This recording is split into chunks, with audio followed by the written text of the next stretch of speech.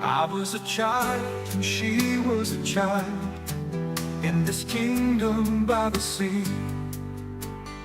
But we loved with a love that was more than love, I and my Annabelle Lee. With the love that the winged seraphs of heaven covered her and me. And this was the reason that long ago in this kingdom by the sea, a wind blew out of a cloud, chilling my beautiful Annabelle Lee, so that her high-born kinsman came and bore her away from me, to shut her up in a sepulcher in this kingdom by the sea. The angels not half so happy in heaven when it envying her and me. Yes, that was the reason, as all men know, in this kingdom by the sea, that the wind came out of the cloud by night, chilling and killing my Annabelle Lee. But our love, it was stronger by far than the love of those who were older than we, of many far wiser than we, and neither the angels in heaven above, nor the demons down under the sea, can ever dissever my soul from the soul of the beautiful Annabelle Lee. For the moon never beams without bringing me dreams of the beautiful Annabelle Lee, and the stars never rise, but I feel the bright eyes of the beautiful Annabelle Lee. And so all the night time I lie down by the side of my darling, my life and my bride, in her sepulcher there by the sea,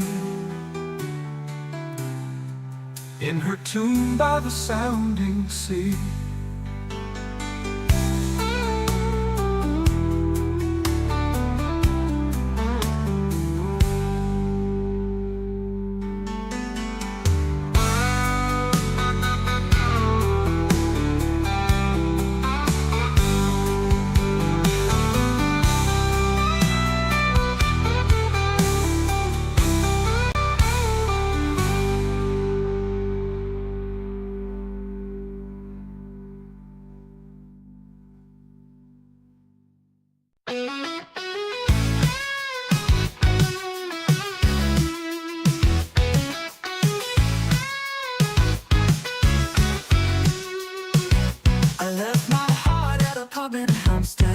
And I misplaced my mind in a good way, threw away my reputation but saved us more heartache. Yes, I know it seems fucked up and you're right, but quite frankly you're still wrong about everything. So far off your seats, nowhere near the table, but I find something sweet in your peculiar behavior. Cause I think to be so dumb must be nice. I do. What makes you think you're even invited? The doors are closed, the lights off inside, and all the while there's no one home, you're still outside. I wonder why. What's wrong with a little bit of poison? Tell me. I would rather feel everything than nothing every time. Oh, fear me, stranger, a little bit of sugar, danger. I'd rather be seen and alive than dying by the point of you. I do. I don't remember too much of the last year, but I knew who I was when I got here. Cause I'm still the same, but only entirely different. And my love is just some lines in some songs. You think you read the book, I'm still writing. I can't imagine wanting so badly to be right, cause I'm forever on your mind. I wonder why. What's wrong with a little bit of poison? Tell me. I would rather feel everything than nothing every time. Oh, fear me, stranger, a little bit of sugar and danger. I'd rather be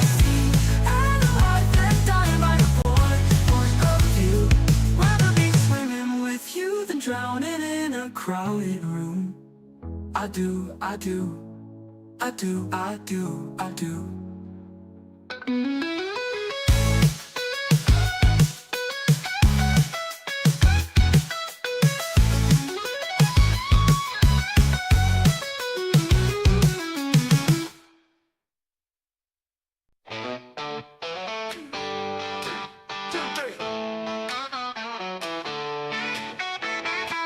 Ain't got antlers on my walls, but I sure know making calls from the stalls in the bars on a Friday night. The other boys may need a map, but I can close my eyes and have you wrapped around my fingers like that. So baby, when you need the job done, you can call me baby. Cause you ain't gotta tell me, it's just in my nature. So take it like a taker, cause baby, I'm a giver. Ain't no need to hurry, cause baby, I deliver. Ain't no country boy quitter, I get the job done. I get the job done. Girl, I don't need no lifted truck, revving loud to pick you up, cause our look is how I touch. And in this strip mall town of dreams, good luck finding a man who has the means to rhinestone cowgirl all night long. So baby, if you never had one, call me baby, yeah. Cause you ain't gotta tell me, it's just in my nature. So take it like a taker, cause baby, I'm a giver. Ain't no need to hurry, cause baby, I deliver. Ain't no country boy quitter, I get the job done. I get the job done. Na na na na na na na na na na na na na na na na na na na. She gets the job done. Na na na na na na na na. She gets the job done. Na na na na na na na. Cause you ain't gotta tell me, it's just in my nature. So take it like a taker, cause baby, I'm a giver. Ain't no need to hurry, cause baby, I deliver. Ain't no country boy quitter, I get the job done. I get the job done. I get the job done. I get the job done. Yes ma'am, yes I do. You're welcome. You're welcome. Cause you ain't gotta tell me, it's just in my nature. So take it like a taker, cause baby, I'm a giver. Ain't no need to hurry, cause baby, I deliver. Ain't no country boy quitter, I get the job done. I get the job done. I get the job done. I get the job done. I get the job done. Yes ma'am, yes I do. You're welcome.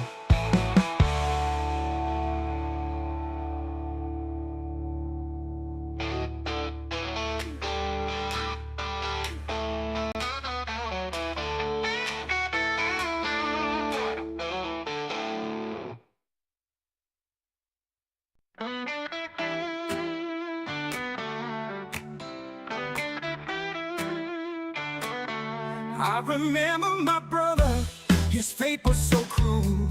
He saw things so different, branded a fool. He never quit talking and followed me round, followed me swimming. I hope that he drowned. He found trouble often, each place we'd go, laughing and dancing, those same whispers would grow. He wasn't different, I was the worst friend. He didn't know that this was the end. He was my brother, Benji his name.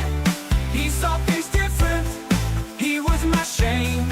And I said goodbye, I said farewell. I took my hammer, my ticket to hell. The locals got angry, left traps out for him. Through Rockstar he's shouting, his prospects were grim. Easy to blame Benji, my mother's favorite son. For her and my family, my plan had begun. Let's play together, you go and hide in a cypress tree hollow. it was safe and dry. He trusted me fully, I nailed him inside. He thought we were playing, that was a lie. He was my brother, Benji his name. He saw things different, he was my shame. And I said goodbye, I said farewell. I took my hammer, my ticket to hell.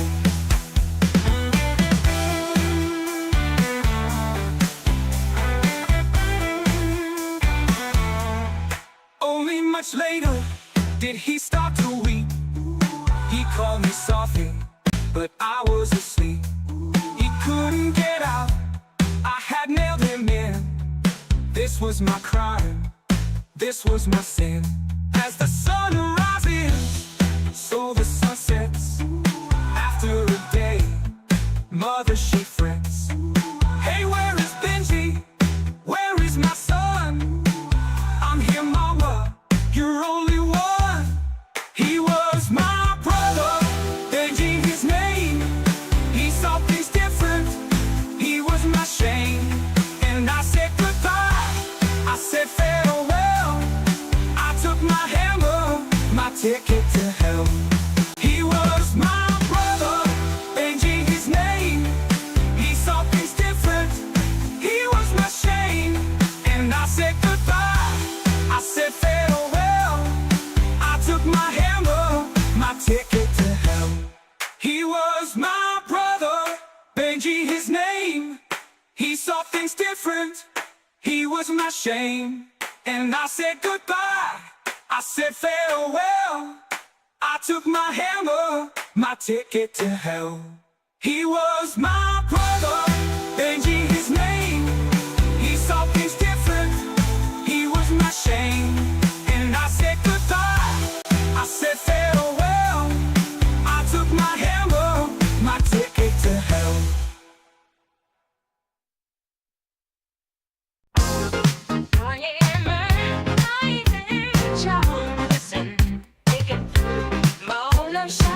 My shadow shedding skin. I've been picking scabs again. I'm down digging through my old muscles looking for a clue. I've been crawling on my belly, clearing out what could have been. I've been wallowing in my own confused and secure delusions for a piece to cross me over or a word to guide me in. I wanna feel the changes coming down. I wanna know what I've been hiding. My shadow, change is coming through. My shadow, shedding skin. I've been picking my scabs again.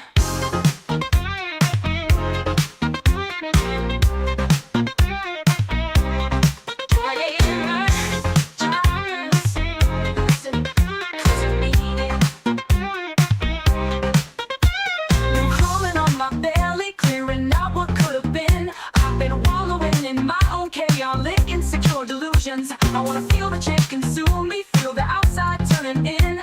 I wanna feel the metamorphosis and cleansing I've endured in. My shadow, change is coming through. Now it's my time, listen to my muscle memory. Contemplate what I've been clinging to. 46 and 2 ahead of me. I choose to live and to grow, take and give and to move, learning, loving in my own chaotic, insecure delusions for a piece to move through. I wanna feel the change just come in me. I wanna know what I've been, I wanna know what I've been, I wanna know what I've been hiding. In my shadow, changing, stretching up and over me. Soften this old armor, hoping I can clear the way. By stepping through my shadow, coming out the other side. Step into the shadow, 46 and 2 are just ahead of me.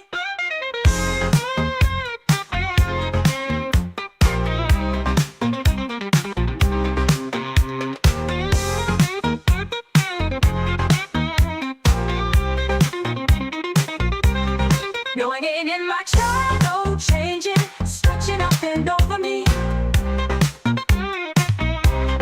Soften the soul, armor, hoping I can clear the way by.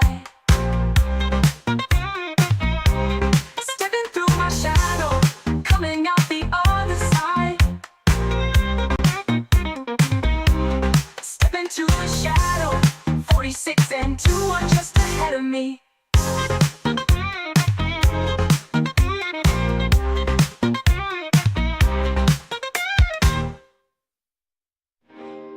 See my shadow changing, stretching up and over me.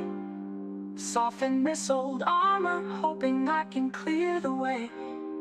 By stepping through my shadow, coming out the other side. Step into the shadow, 46 and 2 are just ahead of me.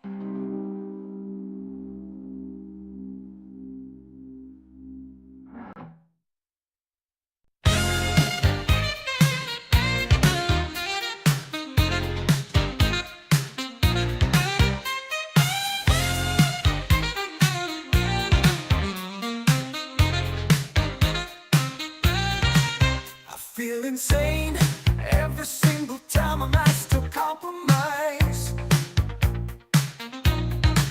'cause I'm afraid and stuck in my ways, and that's the way it stays. So how long did I expect love to outweigh ignorance? By that look on your face, I may have forced the scale to tip. I'm not insane, I'm not insane, I'm not insane, I'm not insane. Mother, come back to me, it's almost easy. Set it all, set it all. Come back again, it's almost easy. Shame pulses through my heart from the things I've done to you. It's hard to face, but the fact remains that this is nothing new. I left you bound and tied with suicidal memories, selfish beneath the skin, but deep inside I'm not insane. I'm not insane, I'm not insane, I'm not insane, I'm not insane. Mother, come back to me, it's almost easy. Set it all, set it all. Come back again, it's almost easy. You learn your love. Come back to me, it's almost easy. But first you fall, first you fall. Come back again, it's almost easy.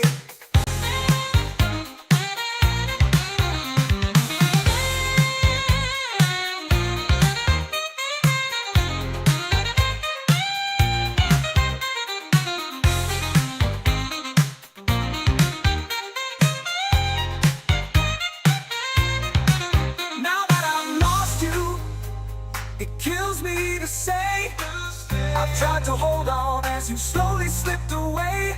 I'm losing the fight, I've treated you so wrong. Now let me make it right, make it all right. I'm not insane, I'm not insane, I'm not insane, I'm not insane. Mother, come back to me, it's almost easy. Set it all, set it all. Come back again, it's almost easy. You learn your lesson. Come back to me, it's almost easy. But still you fall, still you fall. Come back again, it's almost easy.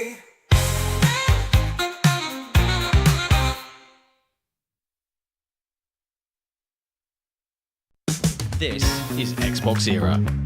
We're an independent, community-funded publication focused on providing the best coverage and discussion of your favourite platform, Xbox. With best-in-class forums, a kick-ass Discord server, and awesome merch, XboxEra.com is your destination for the best news, reviews, and features focused on what you care about. With shows like the Xbox Era podcast, headlines, and a whole heap of Patreon-exclusive content, we're proud to be an independent publication completely funded by you. If you value having an outlet truly focused on your preferred place to play, you can become one of the cool kids by supporting us directly via Patreon. Just head to patreon.com/XboxEra. You get cool swag and awesome perks, and we get to keep doing what we do. Become a part of the best Xbox community on the internet and help us grow even larger. Thank you for your support. Everything XboxEra does is only made possible by our community and the growing army of incredible Patreon supporters. Our executive producers and MVPs are an amazingly generous bunch, only shown up by the incredible support of our grand benefactors, Cryat56 and Assassin Entertainment. All of this under the watchful eye of our lovely XboxEra CEO, Torn Raptor. This community is the best one on the internet, and we'd love for you to be a part of it. Just head to patreon.com/XboxEra and pledge your support.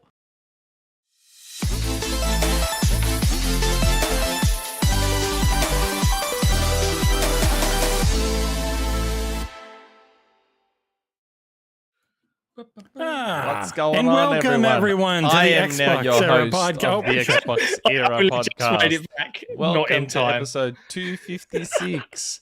I am your host because John decided to walk out like 1 second before. I didn't we know went Jesse was live. running the ads before 11 or 10. I always run them. I always run. run it so we start right around the top of the hour.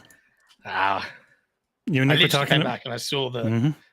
intro and I was like, but you guys were already chatting. We're here to talk about all the latest industry news, but of course we're focused on nobody's favorite platform, Xbox. Phil All right, likes go, it. John. Anyways, big shout out to all our MVPs, executive producers, but especially our grand benefactors, Crowd56 and Assassin Entertainment. But more than anything, our wonderful CEO, Torn Raptor. As always, I am joined once again by the man from down under, the man with abs as hard as steel. His special I Nick. just showed them. He did just show us What's his going abs. on? I did. I legitimately just showed them my abs before we went on live. John was like, "Holy That's shit!" why John had to run away quick, fap, and then come back. Yeah. Yeah. He had to go and relieve himself. Oh, and Got a Jesse's here preview as well. of the OnlyFans content. And Hello. Boots. We've got a Jesse, we've got a Boots, we've got the whole gang back together again. Is Oreo there doing drugs You somewhere? know in the you're corner? you're allergic to cats, yeah. Right to the next, I right do. next to me. Hello, Boots. Hello, everybody in the chat. It's lovely to see everyone. It is a good Saturday for talking about video games.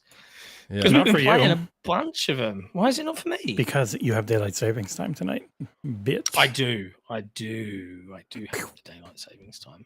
I lose an hour's sleep at some point. Yep. So me and my fellow UK brethren that stay up to watch this show or be a part of it would like it to end before the clock suddenly jumped to 3 a.m. or whatever it is. Does it, keep me honest here, UK folks in the chat, if anybody's watching, does it get to 1 a.m. and it jumps to 2, or does it get to 2 and it jumps to 3? Like, help me out. I can't I remember. think which at 1 one a.m. it is. jumps to 3. At 1 a.m. it jumps to 3. Yeah, we're I think so. Why Two and a would it half jump hour show, forward 2 people. hours? Wouldn't it jump forward 1 hour? no, it's 1 hour. At 1 a.m. Well, it jumps to 2.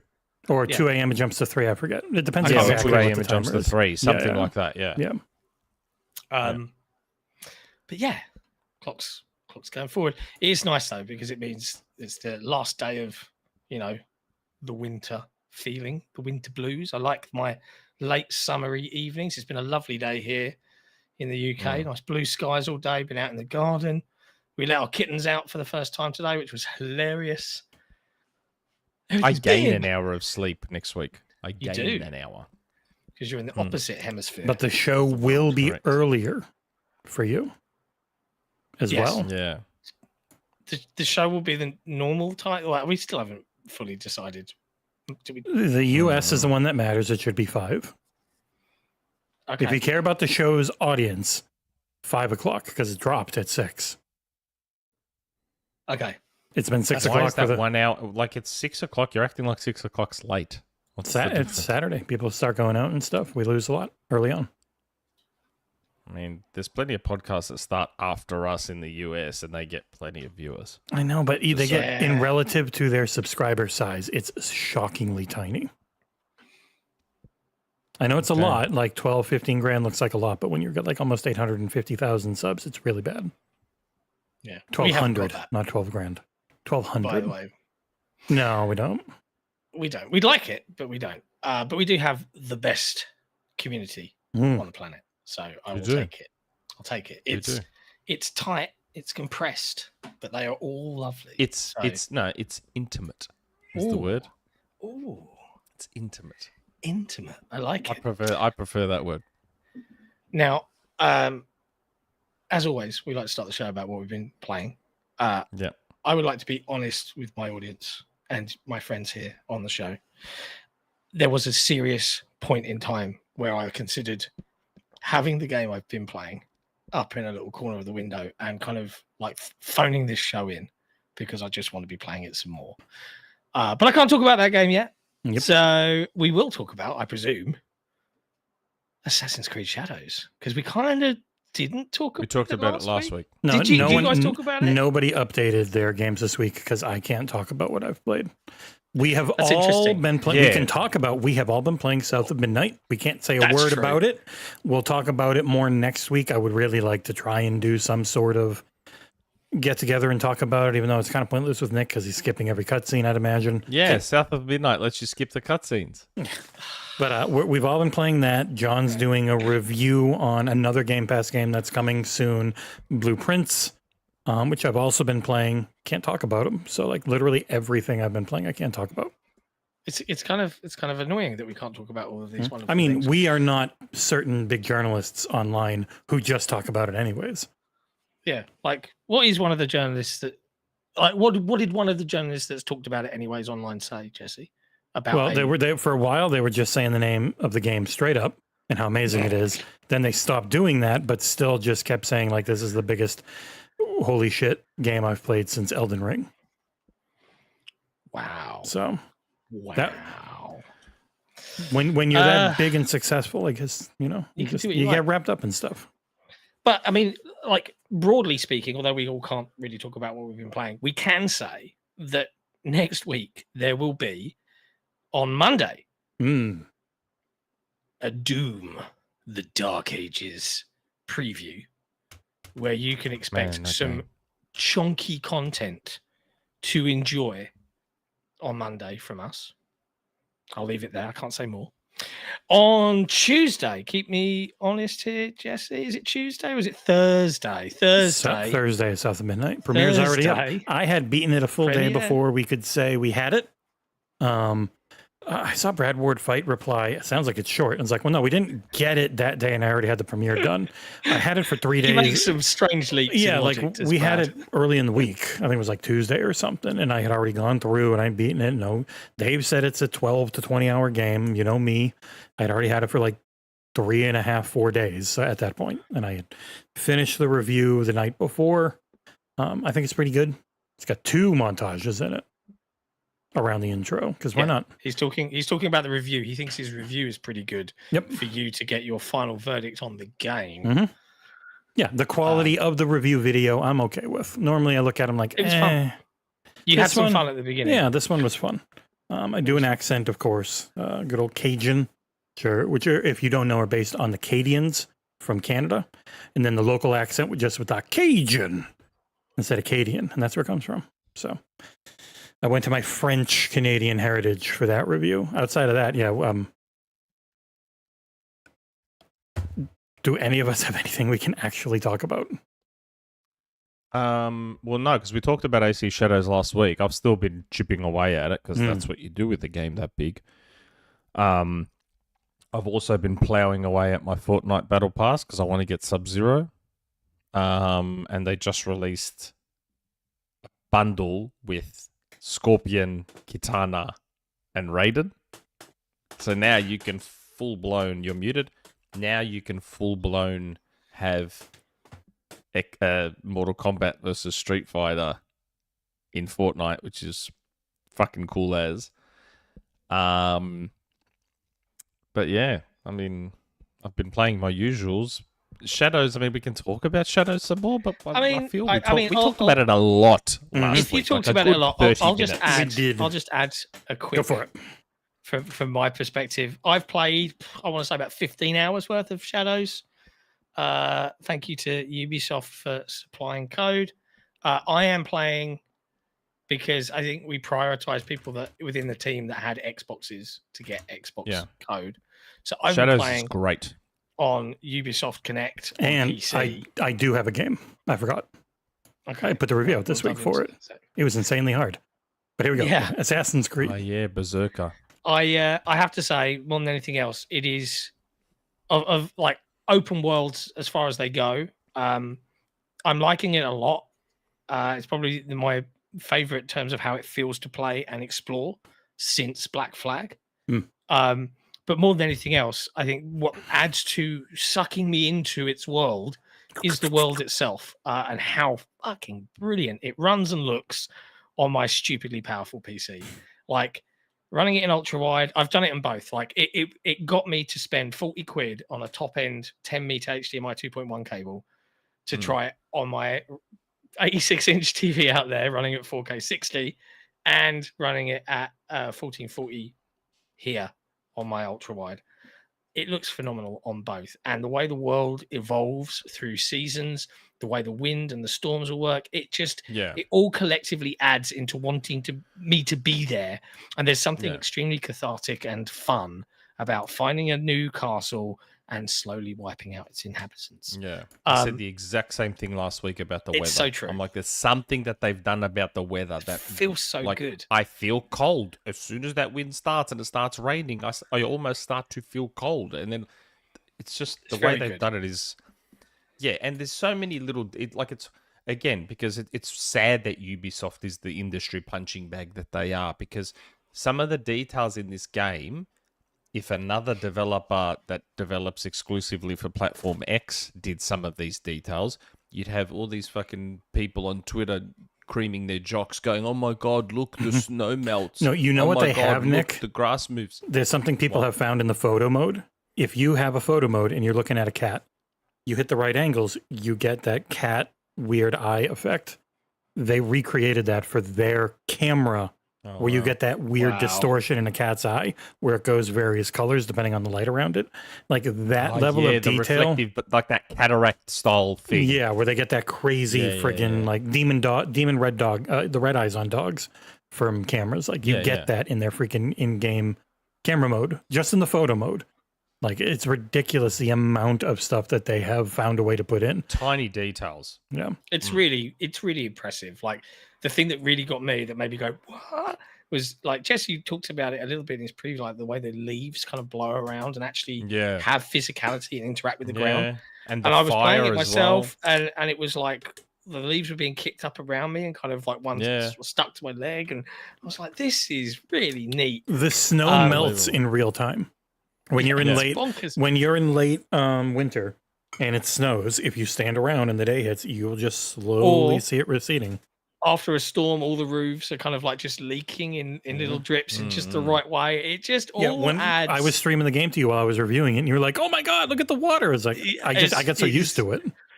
It is very, very smart. And so, something they've done that I haven't seen pretty much since Uncharted is that when you've just been in water or when it's raining, your clothing and everything actually looks wet. Like, again, the last time I saw that was Uncharted. Naughty Dog really used to go out of their way, even from Uncharted 1, to be like, we are going to make it known that you are wet.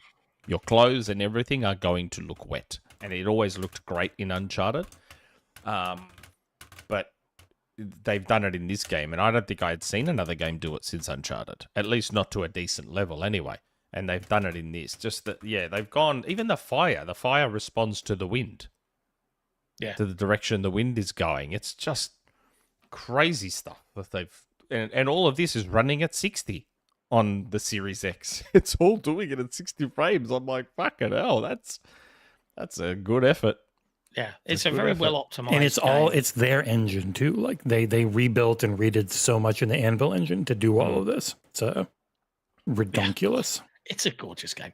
Anyway, so the thing is, and Trav's comment in the chat has just kind of triggered me a little bit, because this is the worst thing about kind of covering games. I don't know if you guys agree with me here.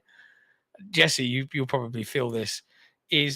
Well, actually, no, you probably don't, because you somehow inhumanly finish every game that you start.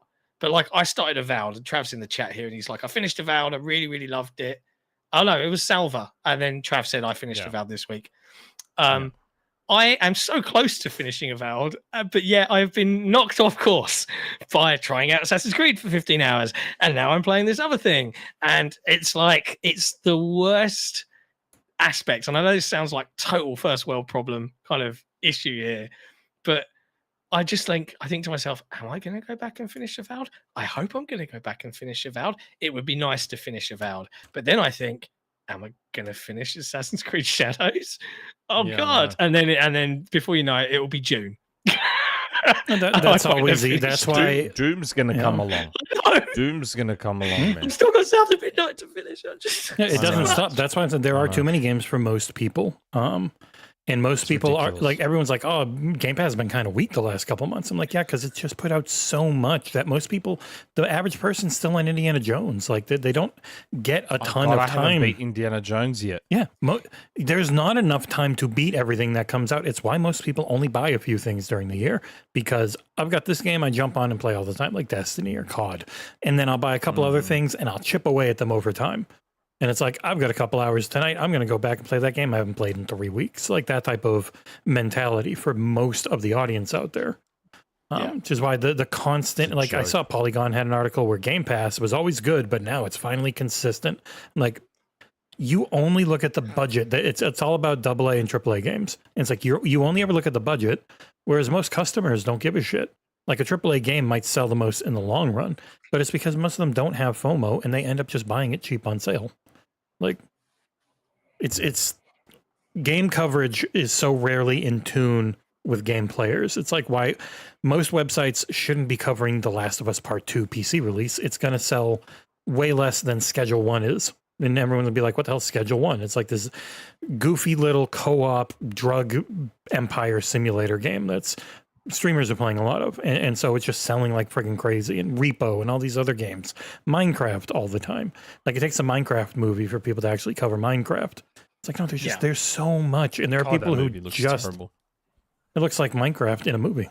They're going into Minecraft. That's what people say they always want. I wouldn't have gone with that art style. I would have gone with... It looks bad to me. Yeah, I would have gone with something that's very close to a super realistic version of exactly the game, not this stylized, furry... Yeah. Like I would have been okay with Jack Black voicing Steve. Yeah. But just being Jack Black, who is Steve, I'm like... It's bad. What? I'm like, it's not the one. No. It's going to do fine. It will do fine. Yeah, you're absolutely right. It will make a silly amount of money. Okay, come on, it will do fine. It will be terrible, it will be panned, and then it will do fine. But it doesn't have to, it didn't have to be terrible. I know. That's why it's not terrible yet. It's not actually terrible yet, though. You haven't seen it. Like Super Mario Brothers was great. Awful. It was so boring. It was a gorgeous movie with an incredibly basic, boring story and bad music choices. I agree on the basic, boring story, but that's what matters to me. It's great looking, and I don't give a shit about Mario though. But what kind of story did you expect from Super Mario? Something smart. It's a movie. It doesn't have to be. Did you expect him to not in a save world. the princess? I wanted to be smart, not dumb. It was a dumb story. Hoskins back in Super Mario Brothers. You can Leguizamo. Yeah, that's right. And I want the little Goomba heads with the little heads. Leguizamo as the pest, though. The pest version of Luigi. And you want a full-blown Velociraptor as Yoshi? Yeah, that's what I want. That's what I want in my Mario movie. But like those movies can be... Zelda movie. Oh, God. They want to do that. They want that to be a trilogy now, supposedly. And like... Link talks. Zelda could be their budget Lord of the Rings. Will Link talk though? None of those is there. The issue with Nintendo, the issue with Nintendo in real world, because Legend of Zelda is not animated; it's real people. Nintendo has terrible stories in their games. It's never about the story; it's about the gameplay and being cute. Save the princess. Yeah, I know, but on an actual the bad guy, save the princess. In an actual movie, they're going to have a good story, and it's being produced by the guy who did like Morbius and Madam Web. Oh, really? Yeah. I know you mentioned it, Nick, about Game Pass. No, actually, I think it was Jesse saying that Game Pass has had a lot and it's been super consistent. I did see a take from a journalist. They will not get named, but they were like, actually, it's to do with one of our stories later. I'll bring it up then. Ignore me. I think that's everything we've been playing apart from the game you reviewed this week, Jesse. Yeah, Jesse's played that game. So the one I lightly hinted, I pulled industry person talking about something early, but it was literally only just a random line on our Discord where I was like, this is the hardest thing I've ever played. And the developers agreed with me that 2 of the earlier fights were overtuned and they adjusted those, but they also agreed that multiple earlier fights are undertuned and made those harder. The first Berzerker Khazan is an action fighting game with Souls trappings around it. It plays nothing like a Dark Souls game. It just has that look and difficulty focus. It's much more like Sekiro or even Liza P. Like there's a huge emphasis on parrying, over dodging, but they're both almost equally viable. You will just get a better benefit of doing the harder to pull off parries. Kind of like, oddly enough, Clair Obscure, where you can dodge every attack, no problem, but you really need to learn to parry to ever be able to use any of your abilities, because that's how you get action points. This is based on Dungeon Fighter Online, which is super uwu cutesy, side-scrolling MMO anime. If you look at the other Dungeon Fighter spin-offs, they're super uwu ayaya, cutesy over the top. This game's fucking miserable and gory and bloody. Still anime looking. Controls incredibly well. I think looks amazing. Like in action, it looks so goddamn good, and it has some of the best boss fights I've ever seen. But it's not put out by From Software, so it's only a 79 on OpenCritic when it should be closer to the 90s. It was shockingly good. Amazing music. Well, I mean, Like- same thing with Shadows, isn't it? It's the Shadows same- should be closer to the 90s. Yeah, You know, it's back up to Ubisoft and its 82. It had been down to 80. But like Liza P is an 81. And I think most people go back to Liza P and they're like, this game is on par with some From Software stuff. And don't say that the From fans, they're unbelievably angry and mean all the time. One of the worst hardcore fandoms out there to deal with on the internet. But yeah, if you are looking for something to challenge you fairly, I never felt cheated in this game, which is really hard when it is so difficult. But they have incredibly clever mechanics, especially around leveling while fighting bosses. So every time you fight a boss, the more health you take away, the more leveling up currency you get. So while you're fighting them, you can keep getting stronger. And like so there's leveling up for attributes and there's leveling up for unlocking skills. And both of them are just, the skill one is use your skills and you will level it. It's a mastery system. And then the health one is your, like, I'm going to get more strength or dex or anything like that. So you're always getting those two currencies. So I spent 5 hours on one boss named, the hell was his name? Malika, something like that. He's one of the ones who got nerfed. Oh, wow. But I leveled like 14 times while fighting him. And by the end, that was an enormous help. I do think they made easy mode actually a little easier, because I went to easy mode, which you cannot go back from, but it was only for like the last boss I was trying right before I did the review. And it barely changed anything. It was still like easy mode was incredible, like ultra hard. It was like nightmare, and then normal was ultra nightmare. Like it really didn't change much. Was this the game that when we first saw it, its frame rate was all over the shop? And we were like, "Oh, and this is soon." They really came through at the end. Like it looks great. It's unlocked, and it feels like it's running. It feels like it's running at 100 or over most of the time. Like it's incredibly smooth, and it's very pretty. It's a mix of really smartly cel shaded, where certain things are cel shaded, but there's still a ton of textures and stuff being used. It's very subtle. There's textures everywhere. It's not like the Jet Set Radio where it's just like this flat thing with black bars to separate it. Like it is really pretty. It looks anime, like a 3D anime during cutscenes and stuff. And it's phenomenal. I think it's only $60. It's not the full 70 either. Highly recommend to anyone who's looking for something intensely difficult but rewarding in that you can beat things. It's not just cheap and you have to find something broken. Like you can pretty much use any of the 3 main weapons, get really good at them, level up your shit, level up your character, and you will eventually come through everything. Highly recommend. Nice. Reviews around it, full of bullshit. Interesting. All right. Well, that was the first Berzerker Khazan. You can watch or read the review via XboxEra.com. And we'd love it if you did, because getting clicks on the website is great. Fun story. we've Really? had, Oh. through the team's hard work, particularly Jesse, the best month we've ever had on Xbox Era since it was brought into existence. We are 2.4K away from 400K for the month on Jetpack now. Yeah, which is Nice. really, really great for us. And more of this, basically. So, and folks that read the site and maybe keep an eye on our RSS feed would have seen an absolutely insane amount of output in general, Going near 300 articles for the month, which is something we're going to try and keep a pace with. So big thank you to everybody for clicking and reading it.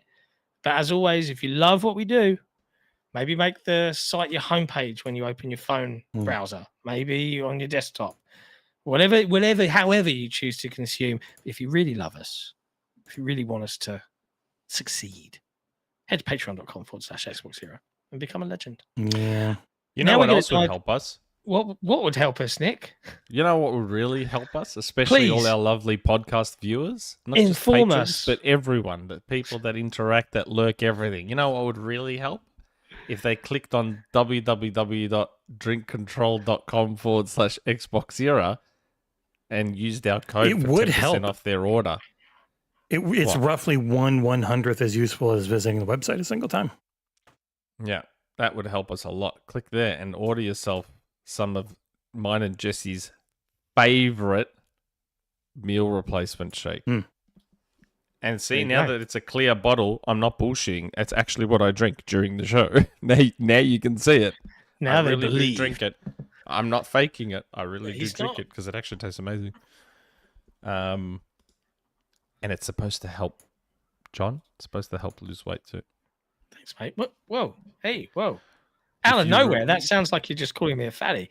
Fun No, fact, I'm I was not. speaking to Nick about diets and exercise. So Yes. hence why he showed me his naked body. I before the showed show them my started. abs before the show started, and they were taken aback at my incredible abs. And I was like, well, yeah, and I drink control, and I've still got them.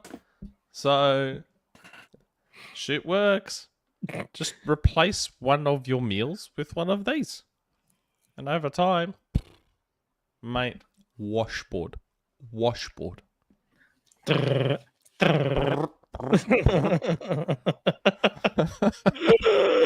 Anyways, let's dive into all of the gaming news from the week, including, of course, the title topic and the reason the show is called A Cosmic Invasion, because Nick woke up, saw the tweets, had a personal moment for himself, and then was happy. Nick, Oh my why are God. you so pleased this week? So, wait, there was two things I was pleased about this week. Which one are we talking about? We're talking about Cosmic Invasion, of course. Ah, yes. So, I unfortunately did not get up at 1 a.m. to watch the Nintendo Direct because fuck that. And then I woke up and I had a couple of tags in the Xbox Era Discord, and I'm like, okay. And people are like, hey, Marvel Cosmic Invasion. Now, to me, that name sounds very mobile gamey. So I'm like, oh, they just tagging me because they know I love Marvel and they think I'm going to play this Marvel mobile game. So I went and I watched the Nintendo Direct. And oh boy, when I saw Marvel Cosmic Invasion, I was like, holy shit. A Marvel game from the makers of TMNT, Shredder's Revenge? Hello? This is going to be potentially my game of the year this year. So I watched that trailer and I fucking lost it. I was like, oh my God, it's like they've just taken X-Men, the arcade game, Captain America and the Avengers NES game, I think, or was it at the arcade? I can't remember. I don't know. Mash them together, all just like Shredder's Revenge. Like, it's literally Shredder's Revenge in a Marvel skin, literally. Which is, oh my, that's amazing. And you know, the DLC possibilities are endless because I think there's just initially a handful of characters or so: Captain America, Wolverine, Storm, Nova, the lady with the sword, Nova. I forget. Nova was Venom. interesting. You don't see Nova much No. in Marvel. Like, I was shocked that Nova was in here. Phyla-Vell. Yeah, Nova, Spider-Man, Wolverine, Phyla-Vell, Captain America, and many more heroes, they say. Like, I remember wondering who the hell Nova was, and then when I used him in Disney Infinity, I'm like, oh, he's Iron Man. Like he's just got the same skill set and move set as Iron Man. So I don't know if that means Iron Man won't come to Marvel Cosmic Invasion. They said I many imagine more. maybe all 4 of the DLCs in this one. Yeah, they I said reckon there'll be many tons of more, DLCs. so they can add as much as they like. I cannot wait for this game. I cannot wait for this game because Shredder's Revenge was amazing. Like pretty much up there with Streets of Rage 4. They are the two of the best scrolling beat 'em ups of all time. And for that same team to be doing a Marvel game is just holy shit. That is just amazing. But yeah, so for those of us that are into those sorts of games, look out for my review because you know I'm one of the best when it comes to those scrolling beat 'em ups. But yeah, that looked good. But that wasn't all that came out of the Nintendo Direct. Mm-hmm. No. There was more. There were 2 very interesting ones for sure. Yes. Now, one thing that wasn't in the Direct, but our friend Tom Henderson. Biggest journalist in the on- world. Okay. He apparently it was an exclusive, even though I tweeted about it like 2 months ago. An exclusive, allegedly, to Insider Gaming that the Switch is coming out in June. Old news, Tom. Old news. I already said that. I already said it's coming in You want to June. know something nice that Nintendo's done? They have actually What? gone back and put timestamps into their presentation. Yeah, I know. I saw that. Holy shit. That was good. No companies ever Yeah. do that. See, I have influenced Nintendo. They saw my timestamps that I do on this show, and they were like, "Holy fuck, that's a standard we've got to try and live up to," and they did. Good on them. So yes, Tom is reporting what I had already heard, which is that the Switch is due in June. Now the pricing, I don't know. The person that told me 449,499, that was a mix-up. I thought it was USD. They said Euro. They were meant to say to me 449 Euro and 499 with a Mario Kart bundle. And now I don't even know that Nintendo knows because of all this tariff bullshit. Tariff stuff. The Yeah. tariff stuff. Well, yeah, I was told that pricing prior to the tariff stuff, so I don't know. Again, and all my tweet said was, I said they may be right because they were right about June. So if they were correct about June, then my assumption is that their info is correct about the price. But what else? Nintendo accidentally revealed the C button, which they hid the first time they showed the Switch 2. So there was the leaks showed that there was a C button, which everyone has been speculating what that C button is. I speculated that it was like a community button. Ecstasis has reported hearing, who knows, because he aggregates from everyone everywhere, that it's the connect button for doing the direct connections to other Switches, especially for things like your game sharing and whatnot. And also for connecting your Switch 1 to a Switch 2 to use the Switch 1 as a controller for the Switch 2 when it's docked. That's what he said. Okay. Yeah. So it becomes the So Wii there's U not a gamepad. camera. There's not a camera hidden in the bezel when it's a camera button. Nah. That'd be weird. Not that we know of. Okay. Well, we'll find out. It wouldn't like, wouldn't next surprise week, me right? if there was. 'Cause But I Nintendo heard did put some- out their app, Nintendo Today. It's a calendar app. Yeah. That I just saw that. gives you Nintendo news, It's and like that's where news. that's It's where like they news and stuff like it that. is a calendar app. Like it literally is just a calendar, and every day there might Yeah, be I saw stuff it. I've there. downloaded it. Yeah, of course you have. And it's what showed the C button by mistake, most likely. Yes. I speculated that it was a community button. So you press it and it takes you to like a new version of the Miiverse, and maybe people can post gameplay TikToks and stuff like that. That was my speculation on it. But obviously we'll find out next week when the Switch 2 is fully unveiled. Maybe it'd be funny if they don't unveil that much next week, and they just spread it out until June. Surely. 15 minutes. You and know they'll just be Nintendo, like, man. They can enjoy be weird. the Switch 2 at one of our experience centers and then you just have to wait some more. Not saying they will. Speaking I'm of just that, saying though- you never know with Nintendo. Oh, yes. Sorry, we'll talk about the other thing. So, as we, like always, Microsoft's always well ahead of the game. And and Nintendo revealed for the Switch. They didn't mention the Switch 2 for the Switch, but we assume Switch 2 will do the same thing. What name did they give it? The digital game lending stuff. They gave it a name. I Actually, thought. don't remember. Let me see. Digital sharing, I thought it was. But they Or revealed a software update. Virtual card. Virtual game- cartridge. It is virtual game card is how they list it in their virtual game timestamps. card. So yes, this is a version of what Microsoft was planning 12 years ago with Xbox One. It's a version of And it. everyone keeps thinking it's an actual physical card when it's not. It's all Wi-Fi. Yeah, so it's cool. When you see them do it in their little cute presentation, you think, oh, wow, how cool's that? I can lend my friends games. And then throughout the rest of the day, I kept thinking about it and thinking about it and thinking about it. I'm like, wait, is Nintendo about to fuck us all over massively? And they just made it look cute so we don't realize? Like, right now, I have 2 Switches in my home. Mine, my Zelda one, just here. Yeah. And I've got a Splatoon 3 limited edition one in the lounge, which is like the family one.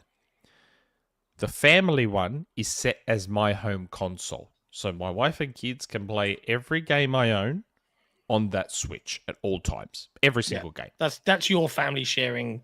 Correct. console. And that's not my home console, but because it's connected online, I can play everything I can. We all know how home sharing works.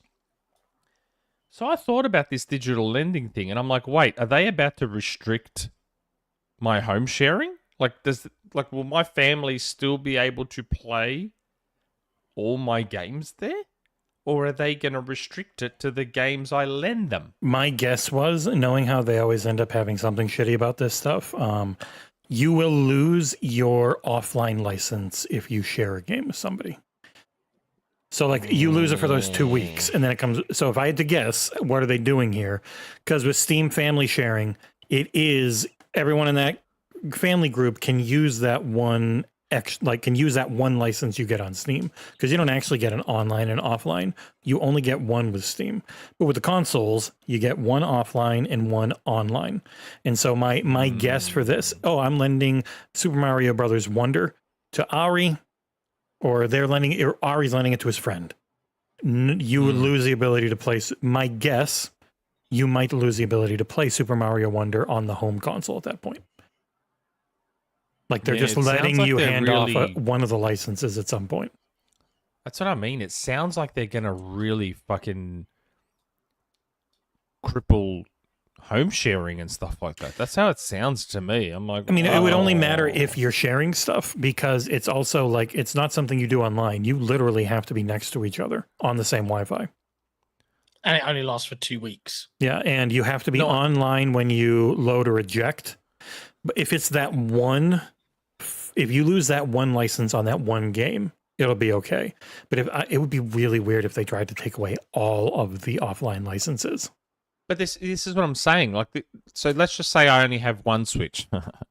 Let's just say, right, I only own one Switch, and I own all these games digitally, and I've got all 4 of our accounts on this Switch. In this new world, are my family members still going to be able to play all my games on this one Switch? You would hope. It shouldn't change, but also they only I have to lend them? They really only showed it with physical copies. Other Switches. Well, no, they showed it like, load this physical copy into the Switch. Now you can make it a virtual card that you give to one friend at a time. And I think you can only share one thing to them. Like, you can't share a bunch at a time. It's just one. It's got a lot of restrictions and doesn't seem that great. I really hope the current home console setup sharing thing doesn't get affected. They shouldn't legally be able to, because they sold you, like, it works now because when you bought the game, you bought 2 licenses. You bought your online license and your offline license. That's how that all works across everything. So they're legally, they already sold that to you. Now, if they change that system for the Switch 2 and you aren't buying 2 licenses, you're buying 1 license, that would be different. But as far as we know, they haven't said anything like that. So worst case scenario would be they've changed the system. Most likely is just you're handing off your offline license to somebody else to use. Or if it's a physical cartridge. Yeah. Look, I don't have that much of an issue with the idea that I can lend a game digitally to someone else completely. Like, I'm okay with someone else that. who either you go to their house or they go to your house. Yeah. Like there's games that I've beaten now that I don't play anymore. So if someone like I 100%ed Mario Wonder. So if someone wants to quote unquote borrow that digitally from me, that's fine. I beat it. I don't care. I don't mind that aspect of it. My concern's the home sharing. Yeah, some rando in And my chat says they did state it's optional and you can just use the old system if you want.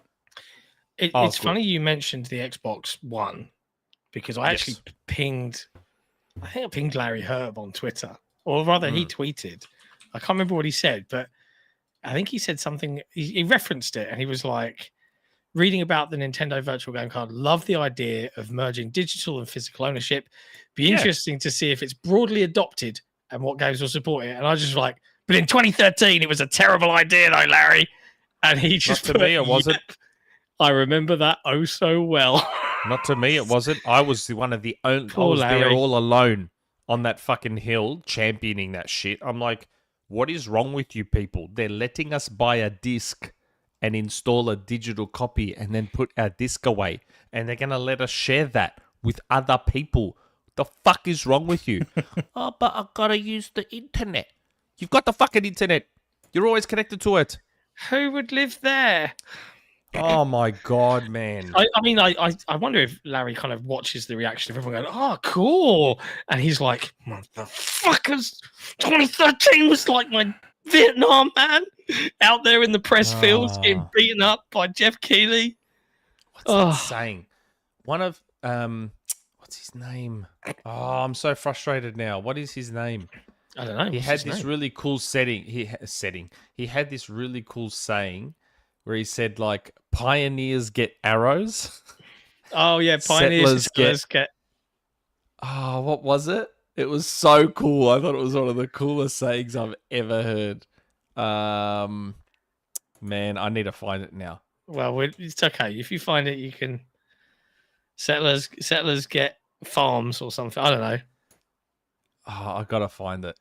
Pioneers get arrows, settlers get land. I was like, man, that's such a cool saying. Sixes Octavian said that on Twitter. I was like, man, that's a cool ass saying. And it's true. It's true. It used to happen to Sega all the time. I just, everyone was so worried about DRM, and here we are living in this DRM world anyway. Worried about having a camera and a microphone, but then everyone had it in their controller and didn't give a shit. Like, Everyone's got a Google Home. Everyone's got a fucking smartphone Amazon that Alexa. always listens to you. Your smartphone's always listening to you. Like, I get it. I totally understand that Microsoft themselves had not fully worked out what they were doing. Even Microsoft themselves. And that's very typical Microsoft, let's be real. But like anything, stuff evolves, yeah? The Xbox OS has evolved. The PlayStation OS has evolved. Features have evolved. They've been tweaked. They've been changed. Give it time. Like, rather than being glass half empty all the time and losing your fucking minds over everything, look at the benefit. Here we are now. The world is going digital, and all these physical people that prefer physical are like clinging for dear life to physical. Microsoft was actually giving physical a lifeline. You all just didn't fucking realize it. I did. It was partnerships as well with like GameStop, which is now in the process of like shutting down even more. Yep. To make sure that they were going along for the ride with digital and physical instead of losing that brick and mortar store because they can't keep up with the digital side of things. And do you remember we had a guest on? I'm not going to say it again in case people go and target him, but we had a guest on and he said Sony were a part of that conversation until the 11th hour. There were rumors. We had heard rumors that Sony was going to have a camera with it. They were going to bundle the camera with it. They yanked it. They saw they did. They yanked it last week. We know. We've been told by Sony themselves that they changed the price on, I think, the PS4 at the last minute. Like, Sony said it themselves. They were sitting in a room watching the Xbox One presentation and they were like, go $399. Like, we know they react to shit. So, I always believed that Sony was going to bundle the camera because they ended up releasing the bundle and they called it the Shadowfall bundle. That's the one I bought. I bought the Shadowfall bundle that had Killzone and the camera with it. I like the cameras. So this isn't me just, you're just way to look hooking at up yourself. Xbox. I liked the cameras. I had the camera for PS4 as well. I loved playing Astro's Playroom. You did your pee-pee dance in front of it all the time? Oh, I did all that, mate. You know how many, like, I've got so many videos that I recorded with the kids mucking around with the robots. They loved it. They absolutely loved the Astro's Playroom stuff and all that interactive AR shit. I just looked at the benefits. I was like, wow, I can buy a disc cheap because discs are cheaper than digital. So I can buy a disc cheap, install it, have my digital copy there, and put the disc away on the shelf and never have to install it again. How fucking cool is that? Yeah. Oh, but I can't borrow and lend to my friends. Man, I stopped doing that shit back in like 1997. Seriously. I hate to say it to people that love physical stuff, and I more power to you, but I fully expect this might rub a few Xbox fans the wrong way, but I fully expect Microsoft to not even bother with the drive. If it is just a PC, 2027, like that's when they're targeting it. Yeah. I don't expect a disk drive. I haven't had a disk drive in my PC for 10 years. I know, but disk drives don't even come on laptops anymore for the most part. Exactly right. Oh, they haven't for years. Yeah. Apple abandoned them bloody years ago. At the most, just some form of external you can buy after the fact, and they won't make a lot of them because they won't sell a lot of them. Yeah, because they want people to buy digital. I had heard they were doing that for the Series S. It obviously never happened, but I had heard that Microsoft was making an external drive for the Series S. One of the main issues is like most of the games that come out are it's just a coaster. It's just a key to download the game. Even with the Switch cartridges, most of the time, for any bigger release, it's just a key to download the rest of it. And part of me kind of looks at a hard drive, well, it's just another physical medium anyway. Thing that can fail, and it's a thing that can fail. Like, as what's well. the diff? Like, what else? I don't know. Anyway, I remember back then, just like telling people, I'm like, this is actually Microsoft. Like, digital is taking over. This is actually Microsoft giving physical a lifeline. It's giving GameStop and all these physical stores a lifeline for physical games because digital's just going to take over, and once it does, there's no going back. No, but DRM, internet. Shut up. Seriously. That's how you feel, Nick. Oh, it pissed me off back then, and it pisses me off even more now in hindsight. Like, it's just ridiculous. But anyway, Nintendo. We went on to an Xbox One tangent. We did. Yeah, it was a worthwhile. It's a worthwhile conversation. I know, but we got to make this show long enough for John to be miserable when it hits 3 a.m. I'm just. Well, I mean, it was John that brought up Xbox One. To be fair, it was not. I'm all about the audience, my man. Yep. I'm just interested to see if this is actually Nintendo quietly fucking us over without everyone realizing. I hope not. I really, really hope not. But we'll probably find out soon enough. It's so limited in that you have to be at the same place as them. So it's not something you just be like, my friend in Ireland, I'm going to share something to from Russia. Like, you have to be next to each other on the same Wi-Fi to let it transfer. Yeah, I know. I saw that part. They said you have to connect to the internet just the once. Yeah, you have to connect when you load it, and you have to connect when you eject it. What else did we see at the Direct? Metroid Prime 4. Oh, fuck. That does not look like it's running on a Switch. It does look very nice for a Switch game. I will agree with you on that. But I also think, like, the nature of its gameplay, it's not a twitchy first-person shooter, right? No. You kind of sweep over Prime? stuff. Yeah, you sweep over stuff, and then it do. It's first-person Crackdown. It's all locked on. Yeah, it's locked on. Have you played Metroid Prime? Oh, a long time ago, once. I have. I was thoroughly disappointed. It was really boring. I know, it's a Metroidvania. I got really bored. Lock-on combat and scanning shit got boring. I was like, oh, this looks amazing. Like, Metroid Prime Remastered looked fantastic running on the Switch. I was like, wow, this is very impressive. It's fuzzy as shit, but nowhere near as fuzzy as most other things. And then seeing this one, I was like, oh, this doesn't look anywhere near as good as the reveal, because that was probably on a Switch too, but this still looks really good for being on a Switch at this frame rate. If that is Switch 1, Retro have to be some of the best developers in the world. I mean, they are anyway, but... He's been in dev for a very long time, right? But this is Switch hardware. Yeah, but how is the Switch doing this? How is optimized?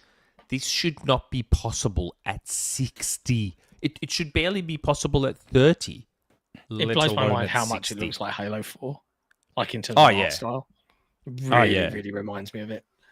I said that when they first revealed it, how much it reminded me of Halo 4. But then Halo 4 reminded me of Metroid Prime.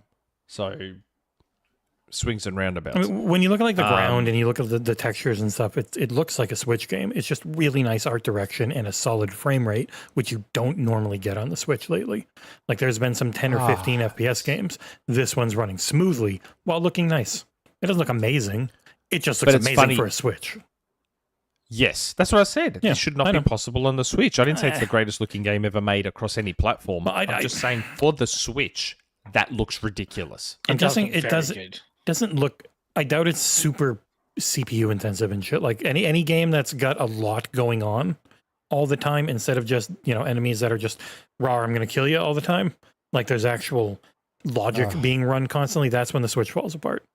Look at that. It's got that cool thing where you can guide the... Oh, that's sick. I was like... When I saw that, I was like, holy shit, that's unreal. No, that's Metroid I Prime. know it's been... I know it's been done before where you can guide the bullet in a game. I know it's been done before. Dark Sector did it. Perfect and a Dark couple did of it. other Fly by games. wire rockets. Yes, Perfect Dark did it, and a few other games have done it. So it's not something new. It was just cool to see it in Metroid Yeah, Prime. not everything has to be new. It just has to be cool and well done. And well done, executed well. And Switch has gyro, so I can imagine it. You're just going and you just guide it around. That'll be cool. And something else that people noticed in some of the website stuff about the Switch 2 and the games, so even though we have backwards compatibility on Switch, it does look. They were saying, and again, please chat or whoever was watching, correct me if I'm wrong. This is all just me scanning over stuff while I was half asleep at the time. It looks like there's going to be Switch 2 editions of a lot of Switch games. Like literally called Switch 2 edition of games. So it sounds so... Metroid Prime 4, I assume, is a Prime candidate, kind of like your Twilight Princess situation. There'll be a Switch 2 You want the version. quote? Like, It was please. compatible games must be linked to a Nintendo account to use virtual game cards. Nintendo Switch 2 exclusive games and Nintendo Switch 2 edition games can only be loaded on a Nintendo See? Switch 2 system. Switch 2. So it sounds like they're going to do kind of like what PlayStation has done with PlayStation 4 games that get upgraded for the PS5. Yeah, they won't have smart delivery at all. No, Of course not. they will do a similar thing. So I do wonder how Nintendo, will they do the upgrade path, a very, very consumer-friendly thing that Sony does, where they say, you already own Horizon Zero Dawn? Here, just pay us $10 and get it upgraded to the PS5. I actually think that's a really cool thing that... They won't just give you the upgrade for free. Yeah, I know. I understand smart delivery is obviously ideal. It wasn't even Nintendo. Yeah, it wasn't even smart delivery. gonna It was pay it. Sea of Thieves. Like in 2020, they just started in all their games. They just gave you free upgrades for new. Like Gears 5 Yes. is essentially a remaster of Gears on the Series X, but it was Yes. free. That's super consumer friendly. $10 is fine. That's ultra consumer friendly, and that is obviously a byproduct of their smart development environment and how I they would also argue organized all that. that was Microsoft didn't have anything exclusively to promote its One X hardware. So Series X. they were like, let's just give everybody the upgrades for free because that seems fair. Yeah, Halo's But delayed I am shit. okay as far as companies finding ways to make money. Charging me $15 to upgrade a game I already bought isn't that bad. They in the didn't have- grand scheme They of didn't things. have anything for that between the Wii U and the Switch, so I don't expect it for the Switch to the Switch 2. But it's more Nintendo. likely because it is the same name. But even with the Wii and Wii U, they didn't do that, did they? No. But the Wii and Wii U was a little bit. They're very different in so hardware much. architectures and Yeah. setups, even though they had the name, which confused everyone. And you're talking about non-HD to HD. It's a little bit different to this Switch scenario. The main issue is they're sticking with the same store for once. They actually have Sticking with this the same everything, Yeah, pretty much. it is an upgraded Switch. It's not an entirely new generation, leaving everything behind. which is fine. Mhm. I'm okay with that. Oh, I'm yeah. okay. I have always been okay with that from all the way back to the Xbox One. Yeah, they're all in the same was happy architecture with it. now. It doesn't really matter. I'm all right with that. I'm all right with PC style upgrades to my consoles. I'm totally cool with that. He's Always cool have with been. it.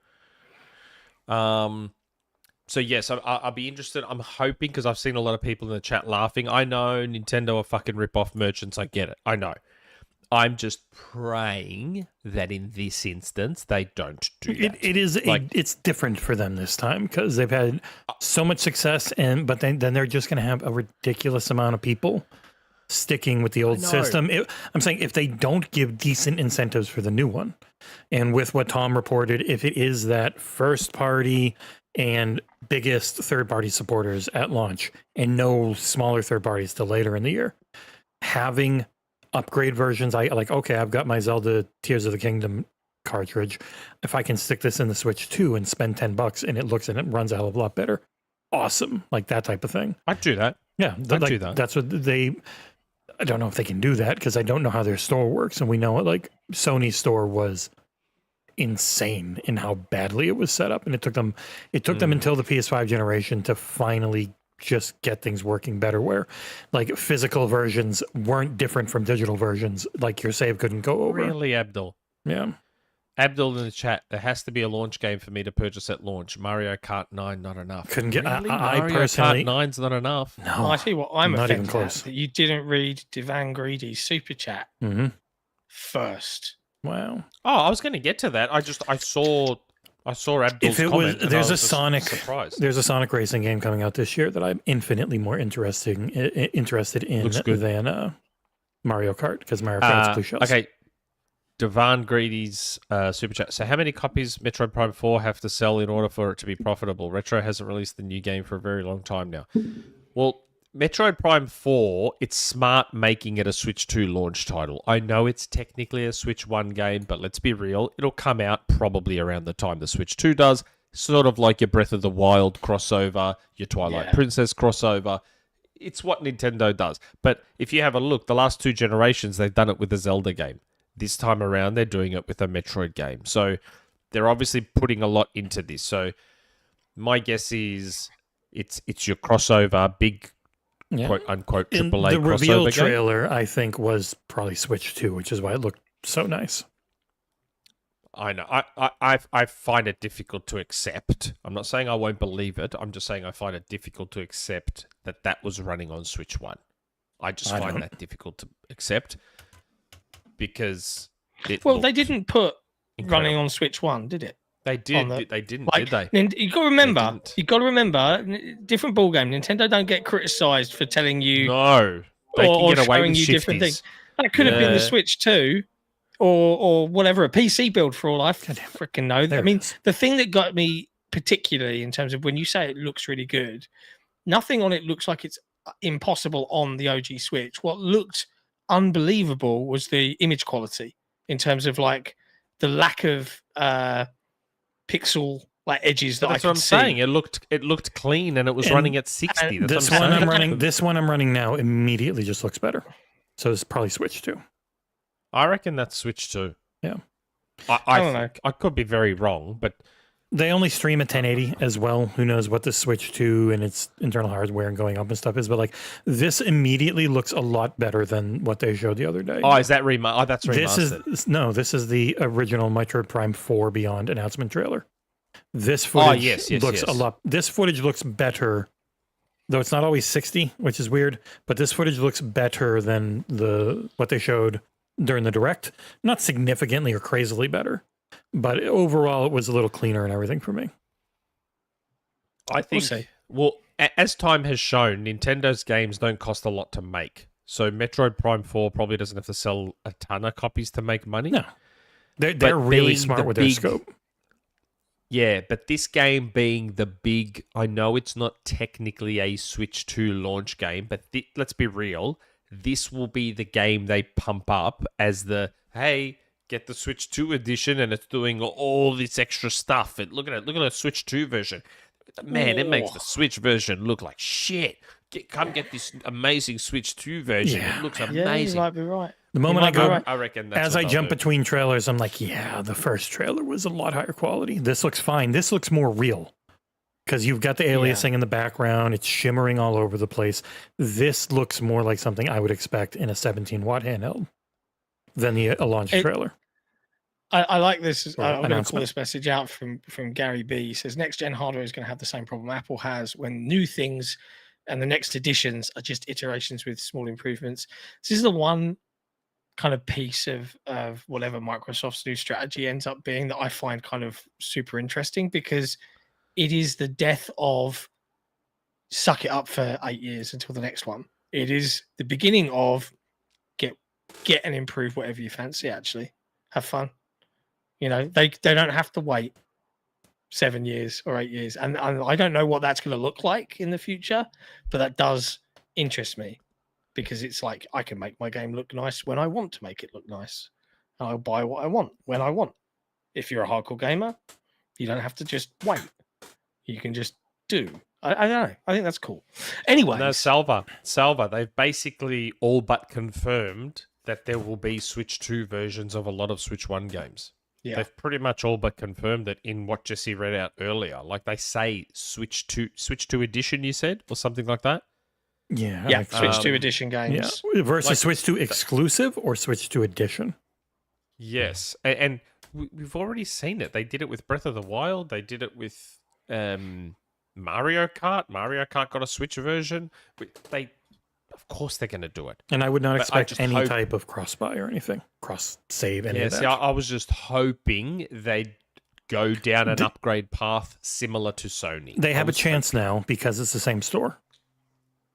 There was no like Wii U store that just went over to the Switch. It was like the new thing for the Switch. So there's a chance. I Yeah. hope it happens. I don't expect it, I hope but it so. can. I hope they do it. Yeah.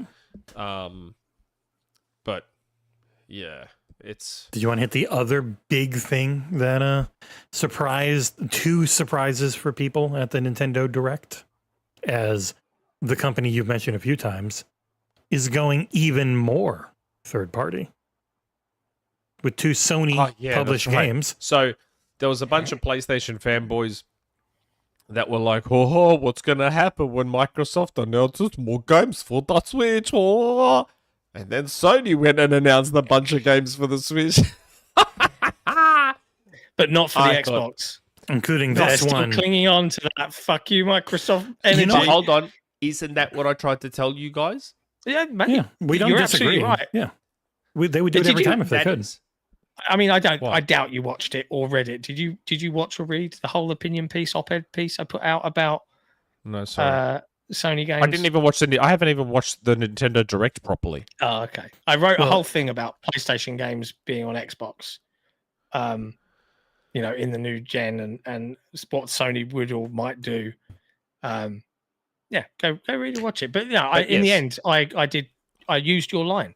Sony still believe They do. in that console war mentality of no, we're not They helping do. Microsoft. Fuck those guys. So yeah, Sony announced believe what, it. 3 or 4 games? It was two. being It was published. two I know of. Everybody's Oh, two. Golf, Hot Shots, And Patapon? And Patapon Patapon 1 and shit. 2. I'm showing Ratatan, which it feels like it's a double fuck you from Sony because they are remastering and putting out Patapon 1 and 2 on PlayStation, PC, and Switch in the same year that its spiritual successor Ratatan is coming out. And I was like, oh, man, dick you move. did And nothing there was with Freedom Patapon Wars. forever, and now Patapon's Freedom Wars back. as well is the third game. Oh, okay. Freedom Wars remastered. But it's Ooh. Namco publishing those games. So Sony was like, well, we can't be fucked doing it. Let Namco do it. So that's a weird situation. But, you know, no Xbox versions, despite it being Bandai Namco. Who do you reckon put that in place? Do you reckon that was Namco's choice? Or do you reckon that was PlayStation saying, don't you fucking dare put those games on Xbox? And this is why I keep saying, I don't know if it's technically possible, but if a way exists for Sony to ensure that that next-gen Xbox can't play their games via Steam or Epic, if a way exists, Sony will try and find it and implement it. They will, because they still believe in it. They still see Xbox as that competitor they need to kill. And they will find a way to stop it. I don't know if they can. I have no idea if they can. This isn't me saying there is they no can. precedent for being able to do it. I don't disagree that they wouldn't try, but there is technically no precedent to be able to do that. Because part of Microsoft's whole setup with the government going after them is Windows is an open platform. Wherever Windows is, Windows works. And outside of very specific corporate things that worked on the NT kernel, and which everything's on now, I think, in some way. As someone who knows how Sony works behind the scenes more than most, I would not be surprised that if there was no technical capability to do it, Sony will find a bureaucratic way to do it. So they will go to Microsoft directly and try and bully them and be like, block those games. Make sure those games can't play on your console. You can stream PlayStation games to Xbox. But that's streaming. Right. No one cares about that. And Sony doesn't care about that. No one cares about that. Okay. Streaming. I'm just saying that you can play PlayStation games on But Xbox. it was constantly brought up by people before. People were like, well, you can do it on Boosteroid. The moment people were like, well, you can do it on Boosteroid right now, then but the GeForce Now thing was like, no, they pulled everything from GeForce Now and have been GeForce restrictive Now, on where GeForce works with their games. GeForce Now was in beta, and then they went, yeah, now you can play all of your games that you own, and they didn't ask a single publisher, is this okay? And all the publishers went, licensing agreements are a thing. But I'm just saying, look, I hope they don't find a way.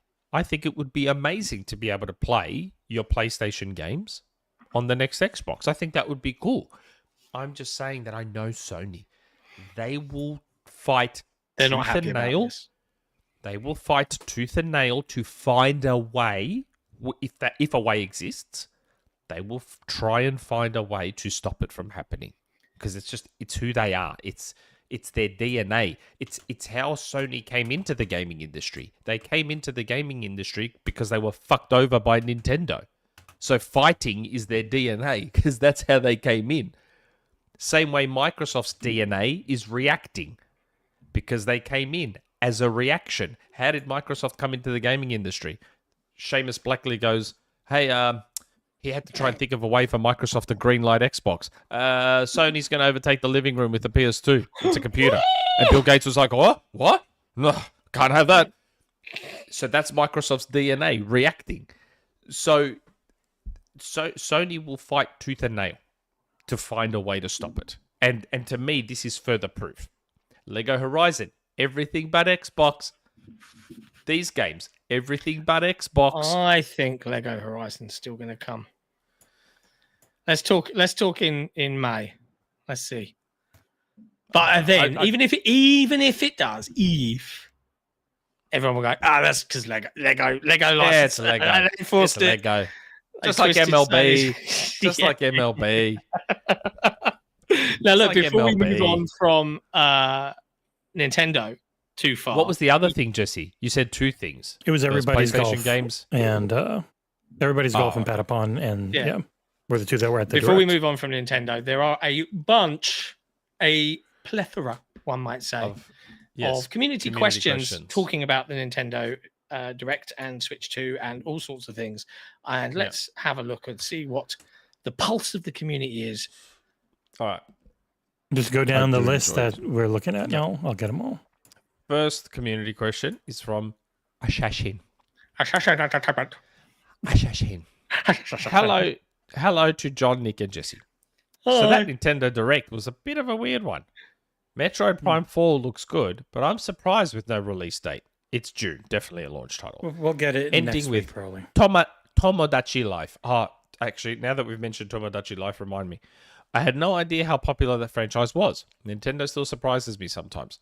I'm curious. What do you guys think Nintendo will show off for the Switch 2 Direct? Mainly third party with new... Oh, I'm glad we didn't talk about this. Mainly third party with new first party? Mainly Xbox One, PS4 ports? What do you guys think? Hopefully Persona 3 Reload and Hi-Fi Rush are there so I can triple dip. Thanks for all you guys do. I'm glad you brought this up. You know how we were talking about how Nintendo gets away with shit? So allegedly, that Tomodachi Life trailer was using AI voices. And I'm like, well, if that's true, Where's all the fucking outrage for using It AI? it did sound like AI voices because Jesse and I were like, "What the fuck is this game?" Like we were in Yeah, stitches. there was someone on Twitter that was like, "That's AI," and I'm like, "So where's all the outrage for Nintendo using You don't AI?" get- 'Cause Well, that's that if Inside any other game. developer did it, man, if any other developer did that, mate, people would fucking lose their minds. But Nintendo does it, and it's like, I'm it's disappointed. But what are you Nintendo. gonna do? You know, Sakurai. So what do we think they're going to show with the Switch 2 Direct? Well, this is the Switch 2. This is the official proper unveiling of the Switch 2. I expect this to be an E3 fucking level of going all out. I don't. Don't you? Nah. Really? Yeah, I think it will be. Here's the new console. Here's a few games, but I don't think it's going to be the second coming. Nintendo fans will pretend it, or will say it is, and probably believe it. But I think I'll just look at it and go, "Cool." I'll probably get one. Don't get me wrong. My kids want one. I am getting one. It comes out around my birthday. I am getting one. I'm going to ask Nintendo PR in the US for one because there'll be there'll be Xbox things and it would be covered for our site. Well, I was about to say, I reckon we might get a couple of Xbox games at that Switch 2 Direct. I reckon. Like, It'd be funny if there'll be one PlayStation game that gets this whole big trailer treatment, and then all of a sudden during like one of the short little montages, by the way, Master Chief Collection's coming to Switch, and then just gone. no, I don't think there'll be a PlayStation game there because we just got those here. I reckon we'll get. They were smaller ones. I think we will get. Sorry, just replying to a text message from my wife asking what size coffee I'd like. I think we'll get Master Chief Collection. That'll be the headliner in terms of third party, and they'll give it airtime. It's Halo on Switch. They will give it airtime. Abdul's saying it's not the full MCC. It's only 1 to 3. That's what Tom Warren's saying. Tom Warren said not entire. That doesn't even make sense. So what? They release a modified version of the Master Chief Collection on Switch. That seems odd to me. I am also. Hey, feel free to clip this and point it back to me and tell me I'm full of shit and I'm wrong. Starfield. If I am wrong, but I don't think that you're going to get the Master Chief Collection on Switch. I think you might see some form of Halo, but I don't think it's MCC. But why wouldn't you? I don't know. And make it cross-play and everything. Why wouldn't you? I'm just saying. They don't even have good cross-play between the PC and Microsoft PC version. You can't co-op. You can only matchmake. Well, It's annoying as hell. I personally think, and this isn't me, I haven't heard anything. I have not heard a thing. So this isn't a tease or anything like that. I've heard nothing on this Switch Direct yet. I'm just guessing Master Chief Collection and Hi-Fi Rush because they make the most sense to me. And Master Chief will get the big ho-ho, and you'll hear the music, oh, and everyone's going to be like, what the fuck? And you'll see Master Chief on Switch. And then Hi-Fi Rush will get a little quick trailer saying, hey, look, Hi-Fi Rush. Not that Hi-Fi Rush... Is Hi-Fi Rush still Microsoft's IP? It's not, is it? No. Tango took it with them. Now, the first game might still be their publishing, but the actual IP is owned by Tango. Or owned by Nexon, whatever it is. Yeah. Yeah, so I reckon that'll be those things. I think there'll be a bigger focus, obviously, on first party. So this may be the Switch Direct where we get a lot of the rumored games, those games that Nintendo have been rumored to be sitting on and stuff. So I'm sure this is where they'll say, hey, you know Metroid Prime 4, look how it looks on Switch 2. Boom. And then my jaw goes... The rumored Ocarina of Time remake. Oh my god, I would shit a brick. The rumored Twilight Princess Wind Waker HD ports. They're old games, who cares? Nintendo people that love those games care. I stupidly never bought a copy of Twilight Princess HD on Wii U, and they're outrageously expensive now. So I'd like a Switch port. So I think because we've heard nothing on Switch 2 games, I mean literally zero. So I expect a bit of a blowout at the Direct next week.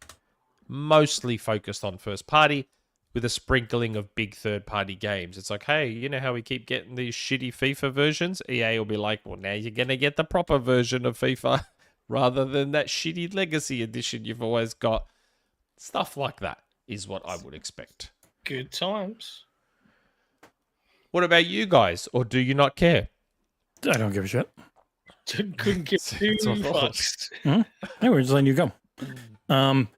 It's just letting him run it's his not mouth. a platform. It's not a platform I need very much. I just thought of one. Doom, the Dark Ages. Maybe. Yeah, could be. Doom's on Switch. The first Doom's on Switch. I'm just reading the community questions. Like, you've only read Assassins right now, right? Mm-hmm. Yep. nrXic and 3 are all pretty much exactly the Are they? same. Okay. Next question. nrXic. Do you gents expect any Xbox games announced for the Switch 2 and Nintendo Direct or Xbox Game Showcase? Perhaps games like Halo Infinite, Forza Horizon 5, Sea of Thieves, Hi-Fi Rush, and such? He's framed it like a Hytham question. What games do you gents really want to see on the Switch 2? P.S. Have you gents ever done an April Fool's prank where you fooled them so bad they got mad at you? Because I did, and I got in trouble, and it was a scary experience. But also, what is your favorite prank that you have ever seen? And did it ever make you gents laugh so hard that milk came out of your nose and such? Oh, you 10 out of 10 impression of Hytham. Oh, shit. I like that. That was good. Did it exactly like a Hytham question. Well, yeah. I mean, I expect all of those games to get Switch 2 editions. You know how they talk about Switch 2 editions? I expect all those games to get I would that. imagine those are Switch 2 exclusives because they're not going to. Switch 2 edition is if it's also going to be on the Switch. Yeah, I guess so. Yeah, you're right. You're right. Yeah, you're right. And the ones that are already there, I do expect to get Switch 2 editions. The games they I already don't know have. about Halo Infinite. Like Minecraft and the other things, like Grounded is on there. Those will get Minecraft. Switch 2 editions, Oh my yeah. God. Minecraft is a Minecraft- first-party game for them, essentially. Yeah, Nintendo treats that game like a first-party game, so I expect that to feature at the Direct as well. Maybe showing those new graphics. You know, the new graphics that were shown off recently? Yeah. The lighting and whatever. Nintendo... Like, if Nintendo had the option to buy Minecraft off Microsoft, they would pay $11 billion for it. And they would buy it. Like, that's how much they care about Minecraft. Benevolent Microsoft allows the game to exist on their platform. Put it this way, right? Nintendo won't allow their IP in Fortnite. They don't allow their IP anywhere. But guess where they do allow it? Minecraft. Yeah. That's Can how you much imagine, Nintendo where fucking Microsoft's gives like, a fuck. Hey, Sony, we're going to shut down Minecraft on your console unless you give us some games, bro. Be arseholes. They did enough where they didn't update it. Like, they did not update the PS version for a while until they gave in on accounts. And now it's in parity. Yeah, they actually overcompensated, and it looked and ran a lot better than Xbox Series for a few years. Now that's back in parity, and it looks great everywhere. My thing is, I've always said this. I've said it for like 2 or 3 years on this show. I'd like for Microsoft to put everything on Switch. Like, this was before I knew Microsoft was working on a handheld. I always said I want them to put everything on Switch and turn the Switch into an Xbox handheld. But for that to work for me, I want cross-save. If it's not cross-save, I'm like, it's why I don't play Balatro on phone. Because I'm like, man, I'm not starting all over again. Yeah. I'm not starting all over Thankfully, again. Microsoft does seem, since they're doing this push now, they are just making it so you can log into your Xbox profile and have cross-save. They had it with Avowed across that and Steam. They had it with Indiana Jones, which it would be really interesting to see how that works on PlayStation. Like, it is you log into your Xbox account on the PlayStation, which might already be tied to it because of Minecraft and because of Sea of Thieves and other stuff. Yeah. And Forza Horizon 5 is going to have it. So I really hope that next gen, all the publishers get together and be like, okay, guys, we've got to make cross-save and cross-progression an industry standard now. Like the Ubisoft. world... It's so good. Ubisoft is Yes. perfect now. It's amazing. Yes. And what freaks me out about Microsoft is that they're a cloud provider. They have OneDrive. Like, Microsoft should be in a better position than most. PlayFab to is what do it would this. be. Their whole PlayFab setup is just right there for people to want to use. Yeah, it's just... The Switch 2 will be weak, but it won't hold games back as much as PCs.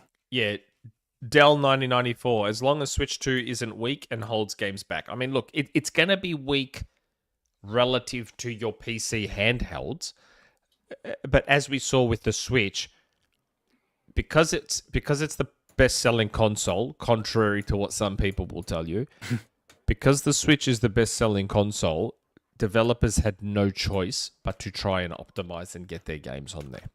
They had no choice. Like, Nintendo forced their hand. You can't ignore 150 million consoles. You just can't. Don't call me that name. so- Also, we did miss 2 super chats that we haven't done yet. I know, but I was Yeah. saving them I because there's a know. community question later that's to do around Xbox and Steam. Okay. So to me, So they're more I've saved relevant to saved bring them up in then. private chat. So I've got- Devon, Greedy, and Nerds and Other Legends, we will answer your super chats We later will in the get to show. them. I've got 2 chat windows open: the Yep. ongoing one and the fan funding one. So I've seen them there. They're there. Unlike John, who hates the okay. fans and doesn't do that. Yep. True. Okay. Next Direct community question. Direct 3. Hi, gents. Seeing that the reaction to the latest Metroid Prime 4 trailer was not all positive, wasn't it? I'm curious about what do you think will happen with the Switch 2 having a bigger third-party presence? Could that lead to bigger pressure for Nintendo to improve the graphical fidelity of their games? Imagine comparisons of Metroid Prime 4 to Halo 4 and the MCC Switch 2 port. We know Pokemon is getting more hate than usual because of this sort of stuff. Thoughts? I think Direct- that game was on Switch. It looked good for Switch, and I'm going to guess it's going to look good for Switch 2 when I thought it looked 'cause amazing. that announced trailer looked significantly better than what they showed, because I'm guessing the announced trailer was on Switch 2. Yeah, I mean, you're right on Pokemon. I don't know why the Pokemon games continue to look like shit. Game Freak's really, really behind on tech. Just I behind. don't think it's even that. I just think it's that they probably don't feel they need to. Well, it's like, hey, they're even behind if we because no put one's out- ever made them go and actually work on it. And they sell buttloads. So it's like, Your fault. why put in the effort? Why put in... What do you mean? I don't buy Pokemon games. I was anymore. talking to the with fans your at wallet. home. The fans at home were I'm Oh. pointing at. I thought you were saying it was me. I bought Shield and that was it. That's the Yep, first you're Pokemon in there game too, I then. bought since the Game Boy Advance. How many Pokemon Amiibo did you buy? No, not many. I've only got More Pikachu. than 0? You're in. Yep, you're in there. I got Pikachu, Charizard, and Mewtwo. I think they were the only ones. Is that all? You only bought I've got 3? more amiibos than I that. know. You're part of the problem. Yeah. So yeah, I mean, I don't know if I agree. Like, I think a lot of Switch games look stunning, especially for their hardware. But because Nintendo has always been so good about art direction, there's always a massive focus on art direction and visual style that they get away with a bit And more. most of their first party has run okay. Like Tears of the Kingdom ran okay. It Yes. looked, I think it actually looked really bad on. If you played that game, Tears of the Kingdom, on a TV, it did not look good at all because they were doing so much with the physics and keeping it at a pretty solid 30. Super Mario Odyssey is stunning. But yeah, like once you go to And it that runs at type of 60. stuff, yeah, they're super basic. Technically, they're just amazing art wise, and they work so well, keeping things more basic because they have Tight. to for their hardware. Like Mario Kart 8 is pretty underrated visually. Like it's a good Yeah, looking then you have to game. play it and like Runs at 60. Smash Brothers. By the way, John, It's it's not bad your looking. fault Smash if Bros. this show's It long. looks great. I know you have barely talked the answering- last hour, but it's your fault. Because As he Nick just said. said he doesn't give a shit about Nintendo. I allowed you guys to answer a community question before you go, don't give a fuck. So what do you want me to say? I'm answering the community questions that you guys won't answer. You just don't Got like him. that I'm right. You just don't like that I'm right. Well, no, you Next question. when you host a show, you don't want to talk about any of the news, so we get through it quickly. But then when John hosts the show, he does actually do it, and then you talk 80 to 90% of the time. But we're talking about topics I care about. Other shows, clearly, there's not many topics I care about. Even when you don't care about it, you still talk the most by far. It's not even close. Nah, that's not true. Come on, boys. Next Come on, question. boys. Keep it together. Good Keep old it together. Collingwood. Good old Collingwood. Hello, John, Nick, and Jesse. The Switch 2 launch event is next week, and there are strong signs that Microsoft will be a large third-party contributor. However, There are no signs. However, do you think that the Xbox game reveals will be part of the Nintendo event, or will they be an Xbox announcement in tandem with or after? No, they'll be part of the event. Yeah, if you're not part of the They'll be event, part of then the it's like, yeah. Yeah. Microsoft and Nintendo, even though it is mostly one way, from a consumer perspective, the relationship is very one way. Microsoft and Nintendo have an incredibly strong relationship that goes both ways. Yeah. From a business Yeah, standpoint, they help each and on other make each other's a lot of money.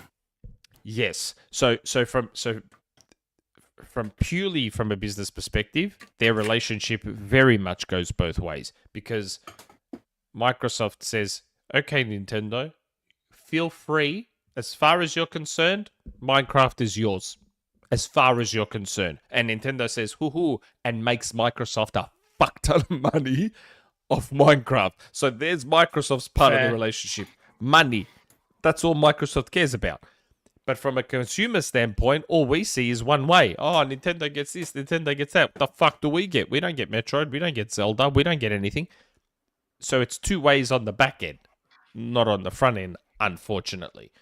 So yes, I believe Microsoft's games would be at the Direct. That is part of that relationship and that friendship. I think they'll be at the Direct myself. Yeah, I agree. Yeah. They're the biggest publisher out there.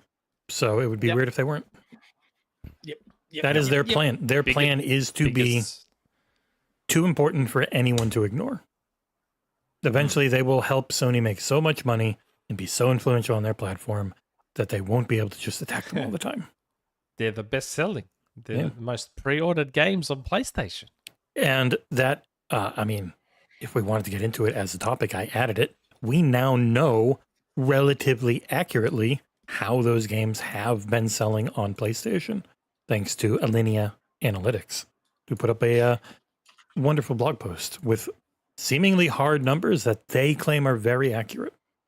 Yeah, this is I saw this. It's actually quite fascinating. On PlayStation, Sea of Thieves has sold 15 million copies across PlayStation and Steam. So 13.3 on Steam, 1.8 million on and for a 7-year-old game now, it's celebrating 7 years old. Sea of Thieves. It's nearly as much as Ratchet, right? Like, and then Grounded has sold 4.1 million on Steam, only just under 500k on PlayStation. But this is quite interesting. Hi-Fi Rush only sold 137,000. That's such a shame. Did a lot better than Age of Mythology, 41k. So they ported it for nothing. I mean, 137,000 times 40 isn't chump change. It probably paid for itself. But the main issue with Tango, where it was Evil Within 2 and Ghostwire Tokyo didn't do well. 1.8 million for Sea of Thieves. I mean, I can't imagine how well Forza Horizon 5 is going to sell on PlayStation. Oh my god! Especially in Euroland. Oh, there's no good racing games on PS5. It's going to kill it. It's gonna do very well. It is news. You trolling away. It is news. Indiana Jones coming on the 17th, and along with Forza Horizon and Doom: The Dark Ages, they're all either at the very top or in the top 10 in most markets on pre-orders. About to dominate on PlayStation. What a world! And for indie, people it's get really in their feels about this as well. Both games, I think, all 3 games have like multiple SKUs in those lists too. Yeah. Yeah, there's deluxe and standard editions that are just all. I still wish, you know me, I still wish it wasn't happening. Like, especially now that they're finally releasing all these games that we've been every year. Next year's going to be the year of. We've been saying it since like 2021. Next year's going to be the year of Xbox. Next year's going to be the year of Xbox. Now that finally this is it. This is the time now where the games are just spewing out, and they're putting them all on PlayStation. I'm just like, man, it will never not bother me, but I do find it endlessly hilarious that these games have every chance of outselling their own first-party games. Like, and in this many this was instances. there was a journo on Twitter. I won't say where he's from. I'm not going to like target people at him, but he put a tweet out that was basically like, I think it was reacting to this whole they're dominating the PlayStation Store, and they said something that effectively was like, "Hey, this this is what happens when you put games on a platform where people buy games. I saw that. Rather than through a sub." And I'm like, they were also top selling games on Xbox, bro. Like, are you okay? Isn't that funny when people just let Are the you mask okay? slip? Yeah, that was just a mask slip moment. It's just like it's like making like I don't mind it from like an average person on Twitter, but if you were working in the industry, like know what you're talking about a bit. Do you know what I mean? Yeah, but I've told you this before in the past about a lot of these people are just they're PlayStation fans that try to put up this facade of we cover everything and we talk about. No, you all grew up on PlayStation. You all love PlayStation, and that certain things happen that trigger that response, that inner PlayStation fan response. It happens to almost all of them. That mask slip moment. It does crack me up though. Like the whole, like, Game Pass slop has been the phrase. Yes. Outside of Forza Horizon 5, which was always acknowledged quality, it always was. It couldn't be nominated for anything, but it was acknowledged. Yes, it was the highest rated game of the year, best-selling, almost best-selling game of the year. It had like how many tens of millions of players, like right near the start. No, but I'm saying even at launch, in the start, it was like it was in the tens. It was rocketing out. Before it released fully, it was in the millions. Like millions of people bought the upgrade or the full gold upgrade. edition. Yeah. Or the access. So it was already a multi-million seller before it had come out. So despite all that, can't be a game of the year, guys. Sorry. It's not slow walk and talky enough. Sorry.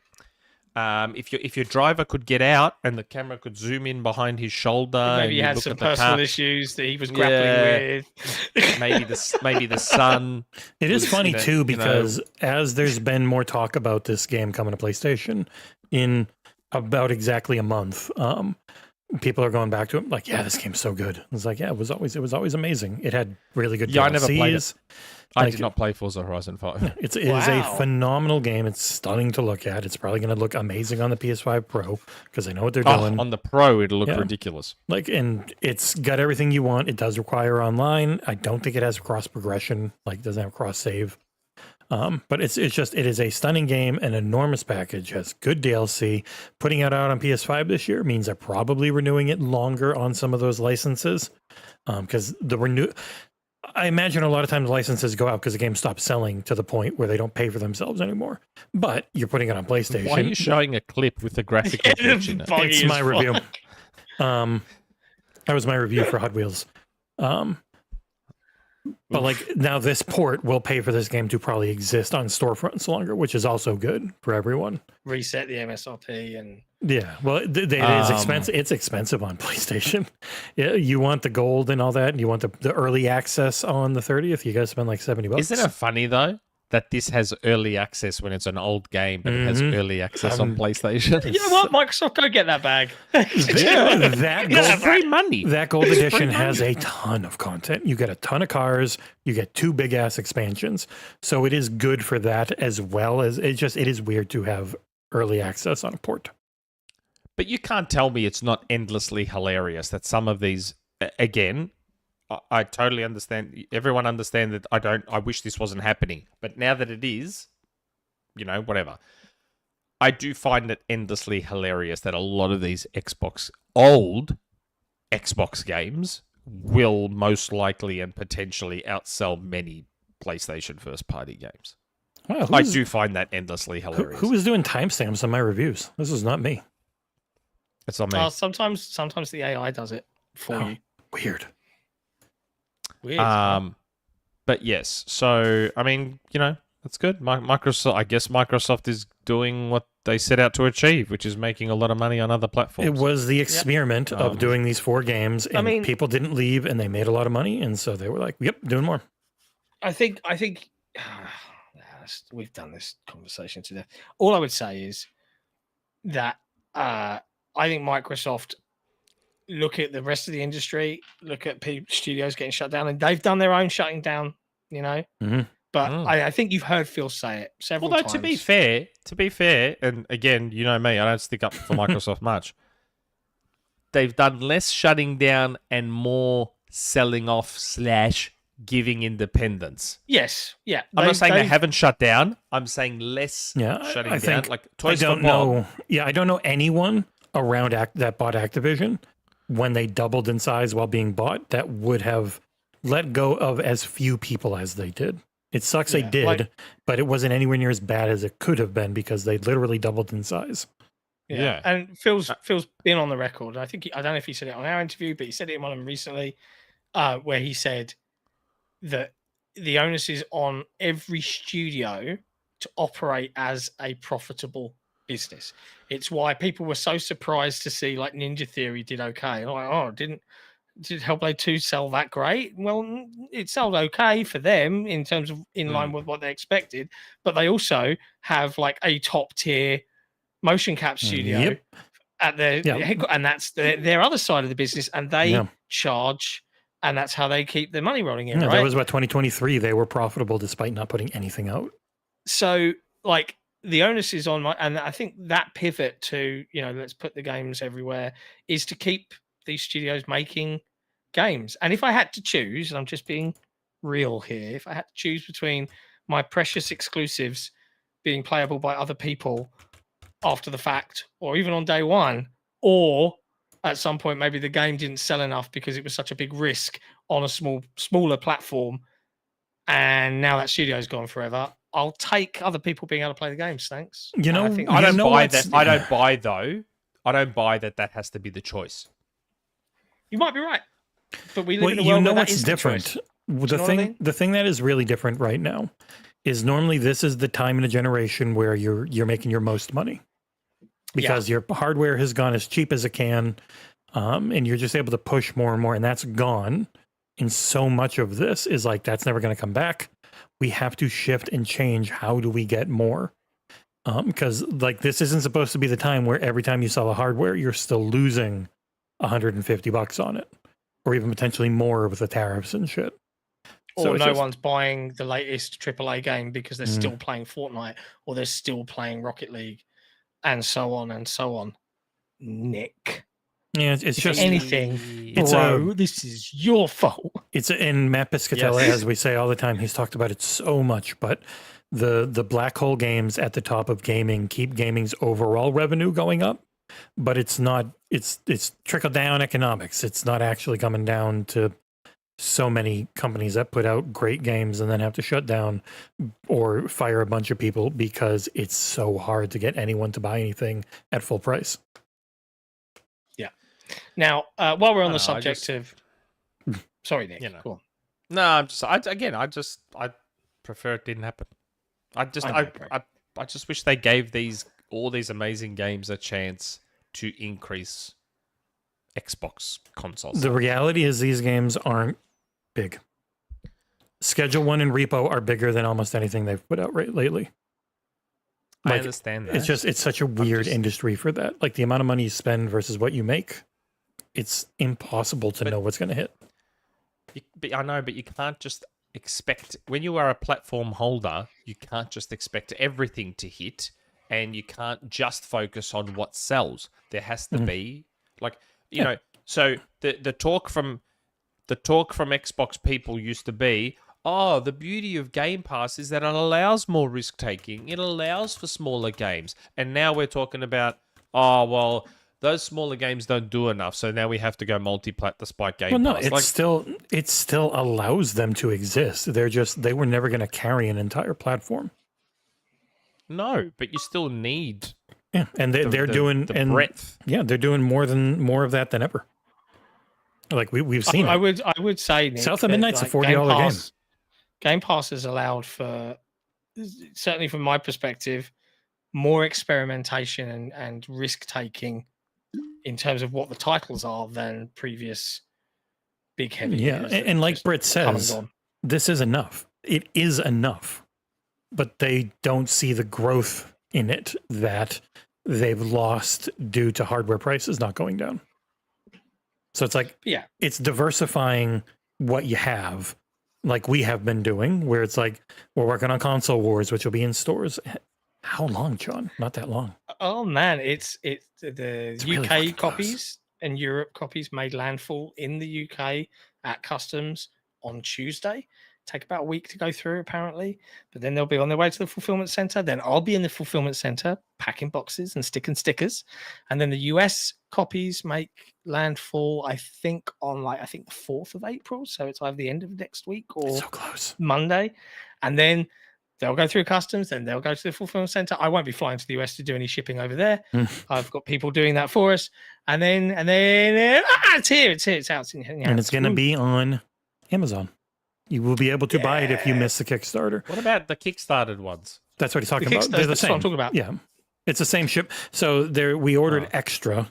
You have everything for Kickstarter is ordered coming in, gonna go get sent out. The stuff, most of the stuff you're gonna work on, John, is actually the Amazon boxes, right? Because you got to put stickers on those for Amazon. Yeah, but all the And Kickstarter it's stuff a is just gonna slightly go to different people. edition. Yeah, But the Kickstarter edition has all the exclusive Kickstarter stuff in it. The retail edition does not. Yep. So get backers, get taken care yeah, of. we're looking into every way. It's weird getting into the retail space and seeing how things work on getting into stores or anything like that. It's crazy. We have no idea. We have hopes. So it'll be on Amazon. But yeah. Speaking I want of to clear stuff some of coming, these super chats. Sorry. my Balatro cards are coming soon. Oh, nice. My deck, I ordered 2 Balatro card decks, one for me and one for my daughter, because she loves Balatro too.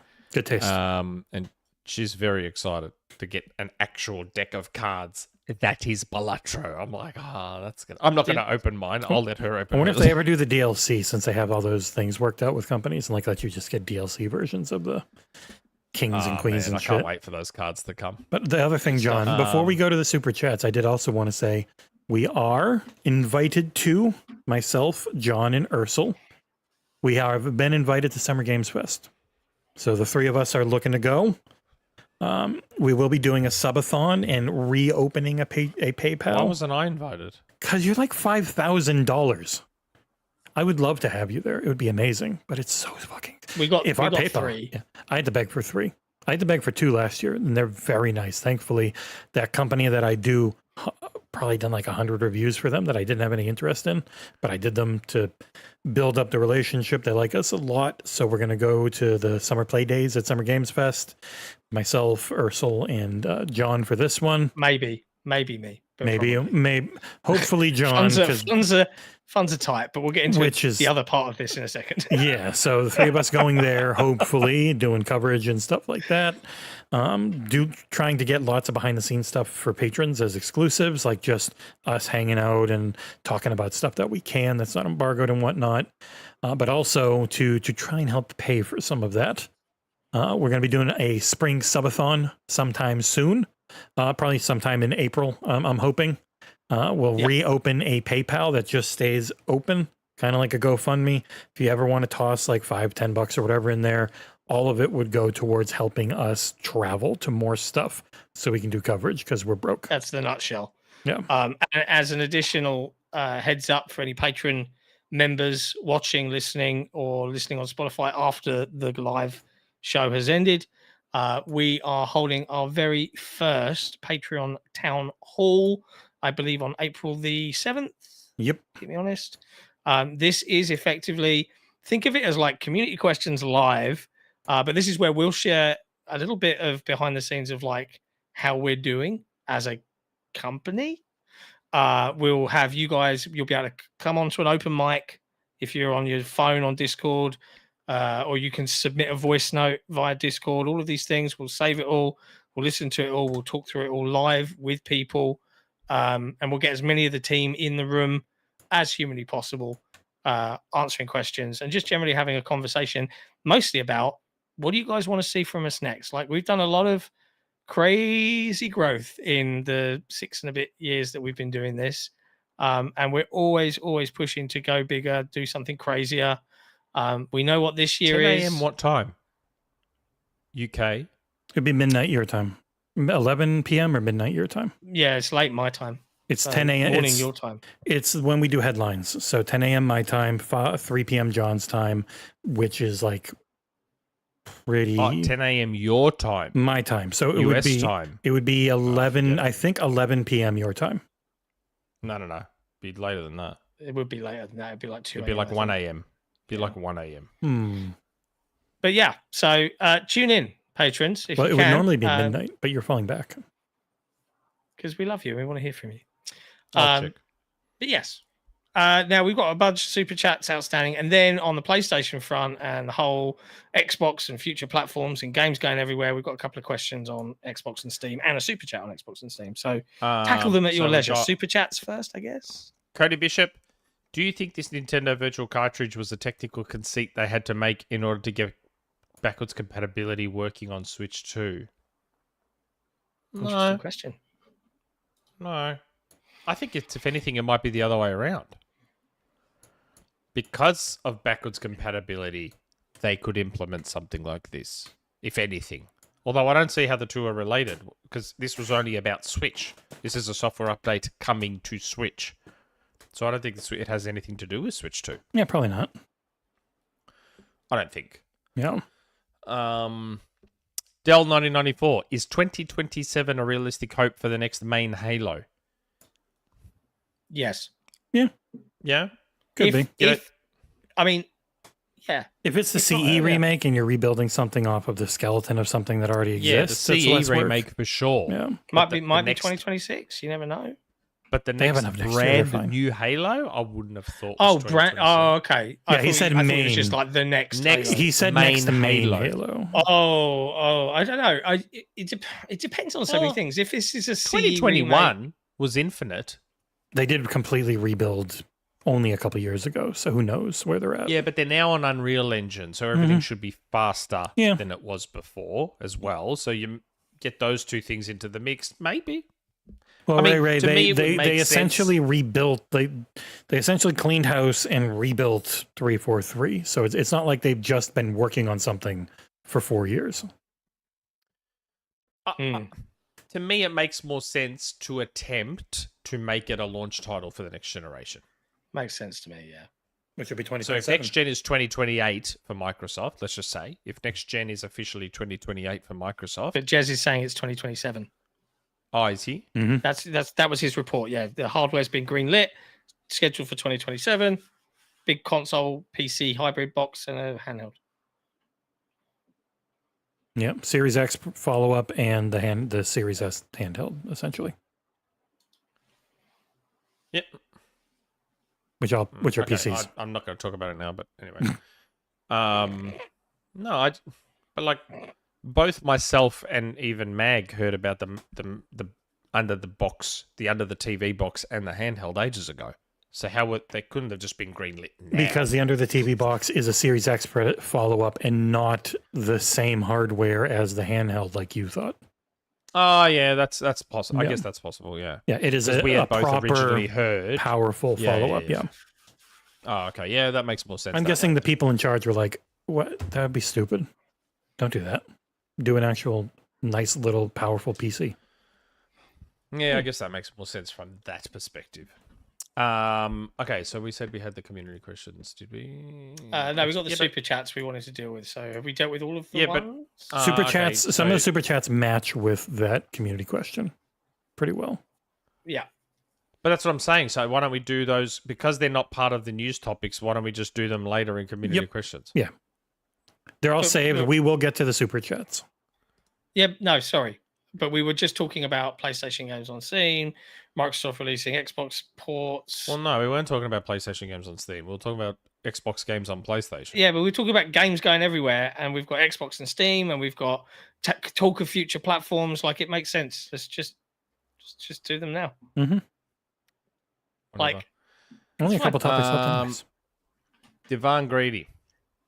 There is a way, though, to not having their games on Steam. Delist all on Steam, launch their own launcher. Not sure why this way is not on discussion. Their own launcher would have to work on a proper Windows installation. That is part of the licensing of being on Windows. So the only thing they could do is delist everything on Steam, Epic, and GOG, where they have most of the games on Epic too. And then put it on their own launcher. Put it on and Linux. Then find a way to block that hardware via their own launcher. Can't. Yeah. You're not. That's part of the Windows license. Is you're not allowed, because like they didn't want it to go both ways. Like if something is on Windows, it works on Windows. That they have it that way, so Microsoft can't be shitty and block stuff and make companies just ruin companies. Like Windows is an open platform, so as long as you have a legitimate Windows installation, programs have to work on it. Jesse, don't misunderstand me. Mm-hmm. I hope you're right. I am. I am technically right. I know Sony would try if they could, but there is no... And that's all I've ever said. There's no legal... all I've ever said. There's no legal or software way right now to do that. I think they'll find a bureaucratic way. Yell at people. Say, hey, no. Yeah. Yeah, I don't know. I don't think you know all the stories I've heard about Sony. I mean, I don't know all of them, but I know they would like to try. They just... There's not many levels Sony would not stoop to get something they want done. I agree. There are stories I've heard, there are things I know, and they will go to levels if they need to. This is the type of thing that couldn't pass governmental muster. You would open up an enormous can of worms with it. I hope you're right, because the Twitter fodder and console war fodder would last for years. It would last for years. Like, I saw the idiots clipping me on Twitter, and I'm just like, guys, do you not understand I'm using your own fucking argument against you, and you're calling me an idiot for it? Like, for the last 12 months, all we've heard is no one's going to buy an Xbox because their games are coming to PlayStation, even though they're old games and they're timed. Like, Indiana Jones wasn't day and date. Yeah. It was timed. Yet you're saying no one needs an Xbox because these games are coming to PlayStation. But if PlayStation games are playable on an Xbox, well, that doesn't matter. Well, hold on a second. Which way do you want it? Which way do you want it? You can't have it both ways. Like, all you're doing is proving that exclusives aren't actually the reason people buy hardware. But anyway. I digress. Nerds and other legends. Even without Sony, I am excited at the simplicity of playing my Steam library through an Xbox. I mean, I wouldn't buy that many PlayStation games anyway, but it'd be funny. I'm sure the modding community would find a way around any block by Sony. Oh, of course. Assuming any of it is true. Oh, yes. The modders and hackers will fucking have a field day. That's a different if I had to guess, game. This will be a very locked down version of Windows. It will be Windows. You will not have the same type of access to that you do on a desktop because they don't want Xbox Live. They don't want their emulator. They don't want all that type of stuff hacked. And they've been very good about it so far. The last 2 gens, they haven't been cracked open at all. My guess is, and I don't know if this is something that's come out or been confirmed or whatever, but my guess is that Microsoft is building a new OS that will run on just about any device. And it'll be on the next Xbox. It'll be on this handheld PC Windows hybrid thing. It'll be like this one OS. People kept calling it hybrid. It's not a hybrid. It is just a PC. Like, that's the rumor. You know what I mean? Yeah, I know. But like, the Xbox OS would essentially just be a lockdown video game version of Windows, like Steam Deck OS, where it just plays Windows games and uses emulation for past Xbox titles. But it'll be console friendly. That's the whole point. To actually, UI. Yeah, and not just UI, but user experience as far as how the games work. Because I can tell you, as someone who has a Steam Deck, you are still just playing PC versions of games. They're not locked down at all. Like, yeah, Steam might go in and do some settings and do some other stuff, but they break like PC games do all the goddamn time. Most of the old library does not even friggin' work on controller. Like Dragon Age Origins is still just a friggin' I have to use the touchpads. They just need to. That's what shits me about these. No, go. They just need to. They need to make sure it it just feels like you're playing a console, and that will be the selling point because it's got all your shit, but it just feels like a console. Yeah.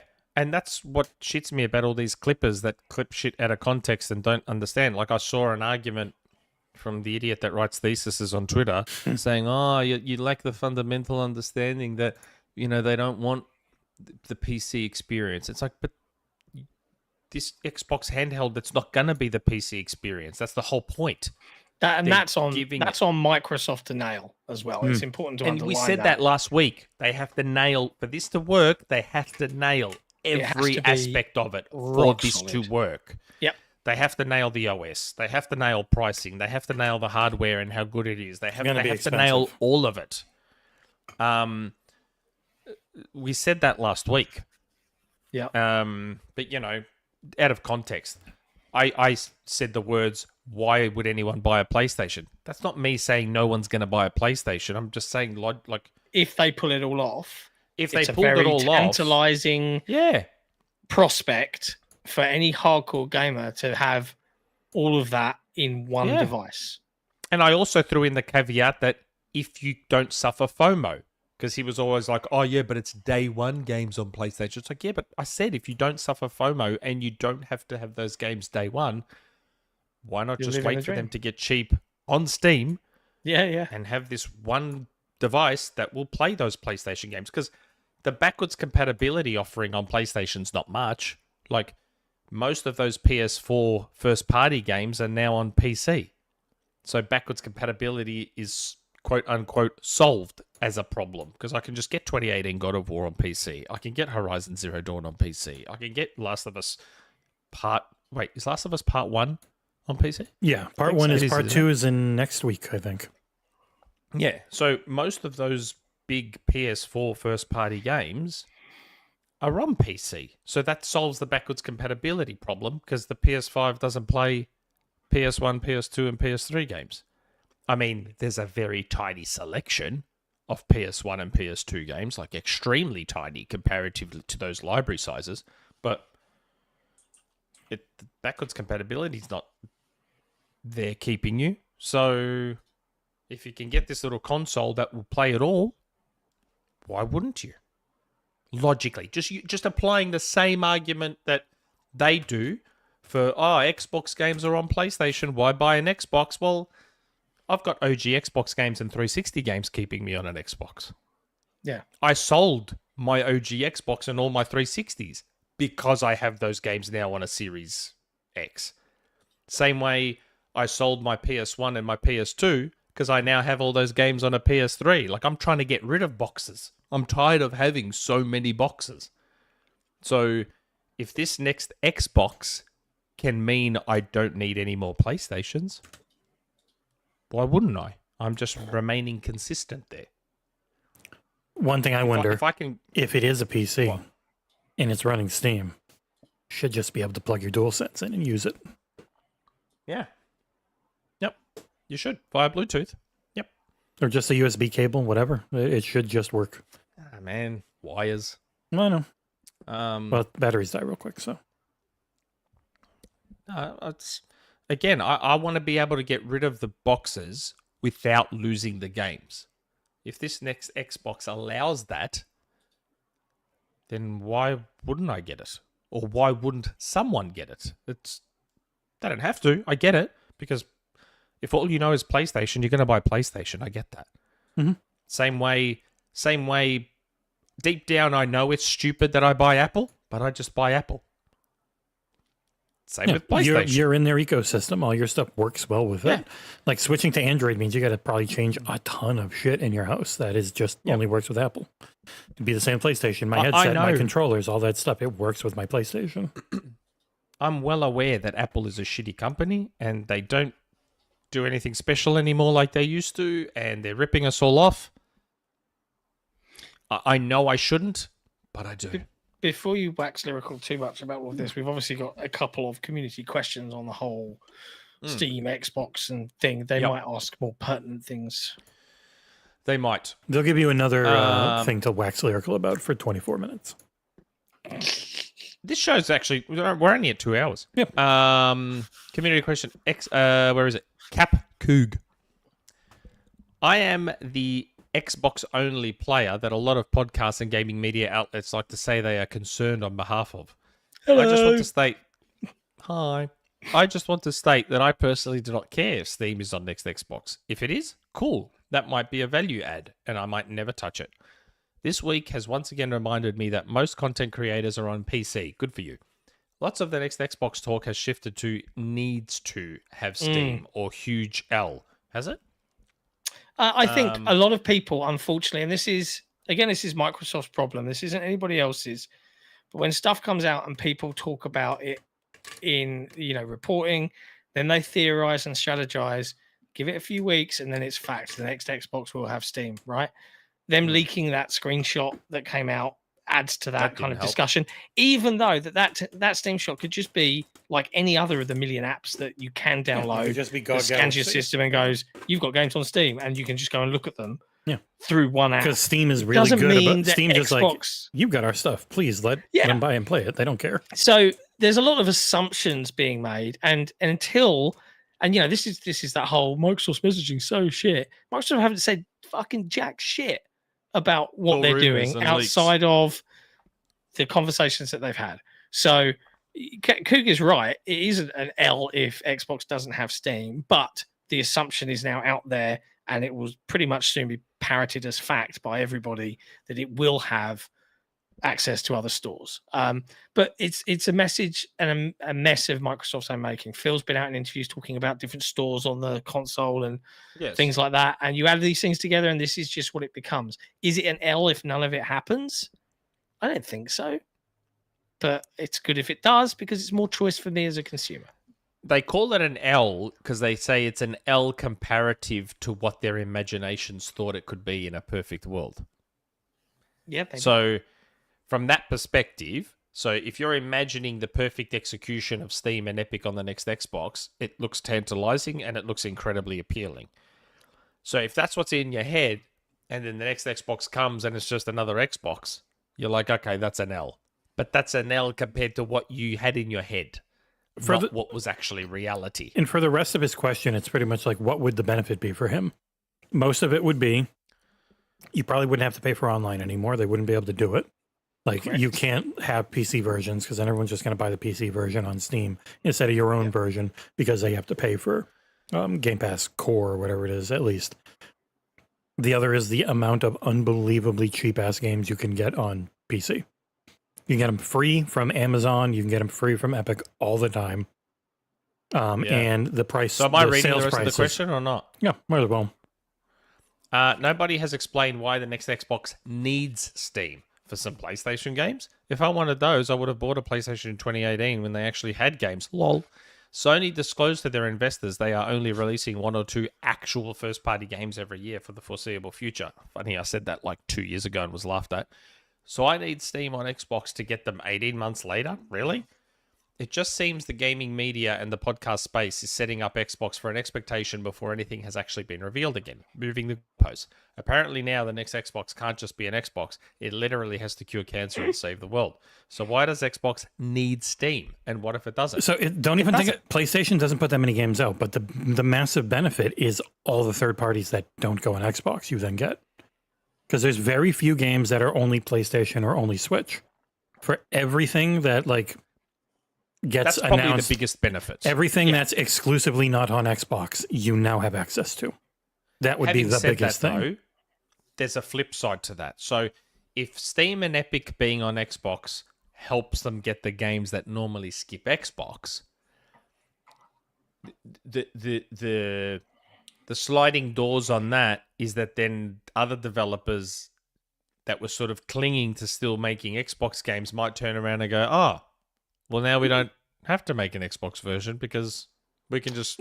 And they're working... playable. I think John knows where I'm going to go with it, but they're working around that already with... They've got the best third-party support they've ever had right now, pretty much. From the vast, wide variety of places they never got their games before, they now do. It's the best they've ever had. Still gaps, still things missing, all that, like NIS, NIS, whatever you call them. They still don't do anything. Like, they just did another Trails game that's not coming. So you get those types of things.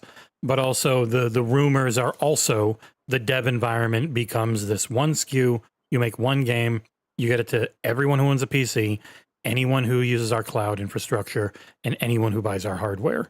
And it's like just this one thing, a lot easier to do. Also, they have that SEA, that area where it's like, hey, for parity, or at least for putting your game out on our platform, we'll help cover the cost type of stuff. Like that's how they've gotten so much support. Yeah, there is very much an emphasis from Microsoft. And you saw it from GDC. You saw it with the opening a billion doors. Is to say to the development community, effectively, and again, this is the problem with hosting podcasts and having these conversations is we're just having conversations. Don't take us at complete gospel. We don't know, right? You can look at GDC, which is it's all they talked about. Right. Like it's very obvious what their play is. Yeah. Yeah. And it's like it's saying to those developers, hey, imagine this world where instead of you've got to build all these different versions and take account for all of these things. Over here in our new era, you build one thing and the achievements work and online works and the access works. And for your players, well, you're going to get new players from here because they can access it via the cloud. You can get new players from here if they're playing it on a bespoke console type box. You can get normal PC players. So why wouldn't you? If you like money and you're a developer, why wouldn't you build? And that's the argument that they would make because it's a no-brainer for the development community to embrace that path forward. Whether that all shakes out in reality, it's Microsoft's problem. I have no idea. Right, but you can understand the mentality, and they provided some stats, and I have no idea. But I feel like that argument doesn't hold as well if the hardware's not selling that well. But you again, like what hardware are we talking about? Because if it's just a PC version, that hardware already exists. It's out there. PC is one of the biggest platforms for games in the world, right? So what does it matter? And also, look at how over-the-top companies are getting Steam Deck compatibility, and there's like roughly 4 million of those that have sold. Like the numbers we're used to are huge. If they can do 20, 30 million of their bespoke Xboxes, that's enough for publishers, by and large. So then why do so many devs have a whinge about the Series S then? Because people like complaining. It's hard to optimize for. Yeah, like and there's more Series S's out there than there is Steam Decks. Yeah. Yep. That's always made me laugh. So Way more. Why do people focus so much on platform sales? Because a lot of people, a lot of devs grew up in the console wars as well. They might just not like it. It's a lot of mentality. Yeah. Microsoft have got, frankly, a lot of challenges in this new push for them. Good luck, guys. And then in 10 years, when everyone else does it, man, how good's this? Yeah. Well, stock standard. We'll see. Next question is from It's Thin. It's Thin. The discussion of Xbox becoming hybrid, PC and console, at this point should be accepted. Unfortunately, some don't like that reality, but we're closer than we think / imagine / debate on it. As revealed recently on Thursday at the final Nintendo Direct for Switch 1, Sony wants to fuck around and continue to fight this invisible console war, porting dead Sony IPs to Nintendo and PC but not Xbox, that will inevitably bite them in the ass in the long run, despite them being the normie console for casuals, shareholders, and investors want more regardless of status quo. Question. Could we start seeing now and later on Sony forcing PlayStation to stop playing this console war mindset and knock some sense into them? Highly doubtful, but greed and money always finds a way to steep into any position and push back the fans will demand. Cheers. P.S. Still skeptical of Final Fantasy VII Remake running on Switch 2, but would like to be proven wrong. Will run like a hot Probably meant Rebirth, because Remake could, but Rebirth was a mess. I would say Sony's mentality already changed. It's the Japanese side of things running it is very different. It is very different, Nick. They immediately went to saying we're day and date on PC for games as a service titles. Like just done. But they know their user base is built on that premium experience feeling. Like if your PlayStation 5 could fart and you snipped it, it would be like the best Rose type of premium experience. And so they know they very slowly have to get people used to change. They are essentially I know that. Yeah, they're essentially where Microsoft was like in 2018.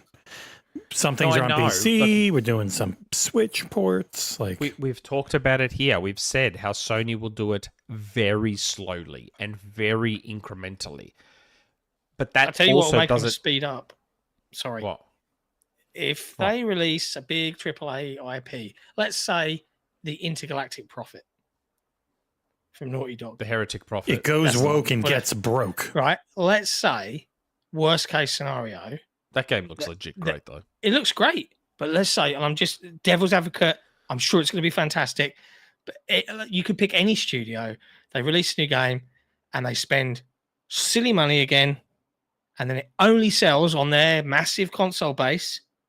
If it still only sells 1 to 2 million, and Well, if you keep compounding those kinds of occurrences because of how difficult it is to sell new IP, how many people are still playing back car games, the reality of the new industry at large, if they have too many fuck ups, then they're in a really bad position to continue funding those studios unless they start making money, and then they're where Microsoft is. That's kind of what if we're going to talk about Intergalactic specifically, so Intergalactic Heretic Prophet, critically, let's be real, it'll be another 90 plus thing because all the reviewers will want to jizz in their pants. Oh my god, it makes me feel amazing. It's not coming. And some of them may end up working at Naughty Dog What's that got to again. do with the price of fish? That's a long time to run a studio. Think about, when did Naughty Dog last release a new game? Next week with Last of Us 2 remastered on PC. Critically, that game will do incredibly well because that's just what happens with Naughty Dog, regardless of what the actual game is. But that is a game where, while I don't think it would release day and date on PC, I could see a world where that game is their first big AAA game that releases day and date on PC. Because as we've found out, The Last of Us Part 2 was incredibly expensive to develop and market. And while it sold well in isolation, like 10 million or so copies is quite good when you hear that number in isolation. When you hear that number versus what it cost to get out there, And on top of console install base versus install base of that PS4 install base is like 140 million. And you've also then got the PS5 it can sell to as well. So 10 million in the context of development cost versus install base, potential sales, all that sort of crap, it's less than stellar. Intergalactic probably is going to cost even more to make, which means it needs to sell even more copies. Well, is it going to cost more purely for the fact that they've got to count in all the running costs that they had trying to develop Last of Us Online that's now gone in the bin? So already they're minus. No, I wouldn't have thought much. so. I wouldn't have thought so. Well, you're still If you running want it your the own whole That's like team. saying no, but that's like saying Intergalactic needs to make up for Concord. No, I'm not saying that. I'm saying for from a the business- per studio expenditures, like what they've spent you've as had a your studio. running. You've had your studio running for 4 years, and then you've put everything that they've done gone. Now you're starting your new game. Now you've got another 4 years running time. That's 8 years of wages being paid and money being spent. My Do you know what I mean? assumption is that Naughty Dog is a fairly big studio and maybe had a team on Factions. My assumption. you're right. I don't know. I don't know. And also you I look doubt they look at it that way. I bet you they do, but also since their last big thing came out, they put out an Uncharted collection. They put out The Last of Us Part 1 remaster. They then put out The Last of Us Part 1 remaster on PC. They then put out Last of Us Part 2 remaster on PlayStation. They're now putting Last of Us Part 2 on PC. They're constantly paying for things with remasters, which is what Shuhei Yoshida said. Like, those remasters are funding. So Intergalactic and The Last of Us Online Factions, those costs all matter. And they have been made up for with the remasters. But to what degree, I have no idea. But that's why I think if any game was going to be the first to be day and date PC, again, I don't think it will be. They have experience doing PC now. Like, they have experience with PC ports now. But while I don't think it will actually happen, it would not shock me if it did. Only because of how expensive that game is going to be. If it was like a year. maybe 6 months, probably like a year instead of 2 or 3 years. Because the I could see it being 6 months for sure. Yeah, because Again, they'll want to get that money back quick. They've been about a year on The Last of Us Part 1. They did their own PC port, which did not go well. But Last of Us Part 2, we'll see how that PC port goes next week. And then, they would be further along in doing faster ports. Insomniac knows PC pretty well, though even the Spider-Man 2 port was really bad. For the Clippers, I'm not saying Intergalactic will be day and date on PC. Because I know you fucks are going to click me to make it for sound the like I'm saying engagement it farming will. Clippers. Yeah, for the fucking wanker fucking Clippers that clip shit out of context. Their shades on in their car. Words, too literally and fucking take words way too literally.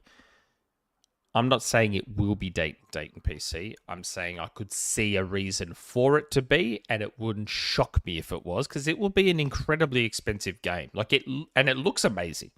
It will be expensive. They're going to market it. They're going to this.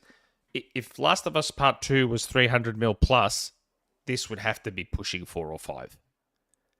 So, Sony might be like, you know what? We're kind of almost all in on PC now. I don't think it'll be a huge deal to get some money back straight away. Get the good PR beats of all the Steam numbers showing how many people on Steam are playing it, and oh my god, and get all the streamers watching it, and all the streamers playing it and people watching it. It might not be the worst idea. I don't think it'll happen, but it wouldn't shock me. You could see a world. Yes, I could see a scenario where maybe Sony turns around and says, maybe let's do it, because this game's costing a fuckload of money, and if all you sell is 10 million, that ain't enough. Yep. We need more. Well, that was the reason they were looking to split Spider-Man 3. It was going to be 2 releases instead of 1. Like, it's one game, but essentially they cut it off in the middle and they sell both for $70 because it was the only way that those 300 million budget games could make it. Like, even GTA 6, I doubt they'd be making GTA 6 to the degree they have if GTA Online hadn't been so big, and they expect GTA 6 Online to be that big. Because these games just can't pay. Beyond Good and Evil cannot pay for itself. You can't spend 20 years making a single player game. That could sell 20 million copies and not pay for itself. That's how expensive it's been. Like, it's Marathon is one of their best bets for making a bunch of money, because as many issues as Bungie has had, they still had incredible success over the years with Destiny 2. Really tanked, it was making money and doing fine, but because it took off so hard right before Lightfall came out, all their projections were super high and they couldn't reach them. It wasn't that the game just fell apart, no one was playing it or enjoying it. It just didn't match what they told Sony they were going to be able to do, is the rumor. So it's really, really hard. Like, you chase trends, which makes sense. They're trends for a reason. But in video games, it's extra hard to do that with live service when it's almost impossible to break through the glass ceiling. Like, those games are just set for a lot of people. And even the things that take, like Repo was doing amazing, but it's a handful of people. They don't have a bunch of content ready. They don't have an entire publisher like Fortnite just behind it, constantly pumping content out, and people get used to that and expect it. So it's really hard. That's why they didn't do factions. They were like, shit, that's going to be the only game we can do. They didn't want to do that. Welcome to the new world. Yes, all very fascinating, all good conversation. Appreciate all of the questions. Someone dyslexic could take Nick's last line in chat very differently. Do you like? I don't know. No, like you do. That's why I said someone dyslexic who the words don't show up correctly for. Oh, yeah. My father-in-law will it's just like words jump in front of each other. It'll be very funny in that context. Gaz being a fucking Cass is here. Hi, Cass. dick. Yeah, he's being a dick. So, Game last show couple time. of bits. No, we've got the last couple of bits. I'm going to hammer through them. 5 minutes, and then we'll do game show. In the news this week, I think it was today. It was just an interesting topic, interesting conversation point. Sony Interactive Entertainment did a leadership spotlight, a conversation with Phil Rosenberg. Nick, it's not us saying it means anything. It's everyone's talking about it, so we're just going to go over it real quick. We're talking about it. That's what we do. A lot of people on Xbox still wondering. Even Phil, who says he knows. We don't know, Phil. Where is Black Myth Wukong? And there was all the uproar and discussion from another Phil a few months back today. with a conversation that was kind of discussed briefly during SGF last year when the trailer dropped for Black Myth Wukong, and suddenly the game wasn't coming out on Xbox. Jez Call and Windows Central had heard bubbling rumors that it was a timed exclusivity deal. I think Paul Tassi and IGN both independently said the same. And then Grub and I said no. Yeah, it's never been confirmed. But there was a little question in this interview where he talked about working with different people and what his team does. And it was an interesting part. I saw what that said. There was nothing there that suggested a money hat. It was what I said it was. Remember what I said? How Sony paid to send help to get that port done. Yeah, and what does that say? It says support. So here's the full quote. The blog says, "How does your team work together to identify great new franchises and titles? There are so many great games that come from seemingly out of nowhere. What's in the secret sauce, not the septic sauce, the secret sauce to make successful IP happen?" And they talk about the Content Ventures team, blah, blah, blah, blah, blah. They go out there. This team worked with Annapurna Games very early on games like Stray. The same approach also led our support of Genshin Impact, Black Myth Wukong, and Stellar Blade, for example. You can take that wording, the same approach, for all these games that were all either timed exclusives or full exclusives. That's all. That's the way people took it. That's all it says. That's the way people. Yes, that's the way people are taking it, and I guess that's understandable, because they happen to mention a bunch of games that are all timed exclusives. And one that's permanent because they saved it from being cancelled with Stellar Blade. And I was just about to say, just like Stellar Blade is an outlier in that's sort of a Titanfall kind of situation, where Titanfall was about to be cancelled by EA and Microsoft was like, no, we'll pay for it. It's fine. Stellar Blade was a similar thing where they were probably struggling to they were developing it. They were running out of funding and stuff like that, and Sony was like, no, we like the look of this. We'll pay for it. So if Stellar Blade can be an outlier from that perspective, then why can't Black Myth Wukong? Why can't Black Myth Wukong be what Jeff and I had heard it was, which was same as Callisto Protocol. Remember, Sony sent help for Callisto Protocol, and there was no exclusivity there. You're muted. I know. There was no exclusivity there. I don't disagree with you. Black Myth Wukong could but be in the this same. instance, you have two journalists, one of another outlet that is the biggest game outlet in the world, saying we've confirmed via our sources that it was X. It's the only reason it's a conversation. It might not. Otherwise, who gives a fuck? Yeah, it might not be don't put it here. Because with the state that Black Myth Wukong is still in on PlayStation, it still needs friggin' frame generation to look smooth. It feels bad. The game's obviously a technical mess. It runs like shit on most PCs. Like, I fully believe that Sony sent people over there to get it into any type of playable state. If a happy coincidence of that it means it's not coming to Xbox for a little bit. Cool. We'll never know. Also, Didac Bruce said Microsoft money-hatted Stalker 2. They did not. Stalker 2 only exists on consoles because they paid for that version. That was kind of the thing. Yeah. Like, they gave them a bunch of money and a ton of support over many years, which is why Stalker 2 isn't Play Anywhere, because that wasn't really pushed that hard back in 2020 when that store page was made. Saying, like, I feel like money-hatting is the wrong thing when it comes to sort of indie developers.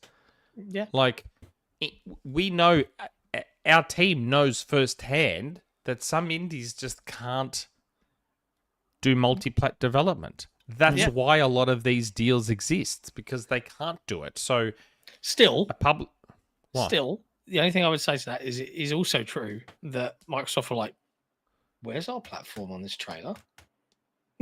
On which trailer? When Black Myth Wukong suddenly had removed the Xbox version and then announced that was all new news to the shit. They were like, wait, what? I don't deny that on the surface this looks very much like your traditional Sony kind of money hat situation. I don't deny that. I'm just saying that the information I got, and it's from my person at Microsoft, the information I got was that this wasn't a normal money hat situation. Yeah, I wouldn't be surprised if it wasn't. We're paying you money just to keep it off. It was. That really feels. Yeah. they said they sent support. They paid to send support and help get that port done. Because even the PlayStation port was rough and they were struggling. So Sony sent help. It's a game they believed in. It's a game they thought, you know.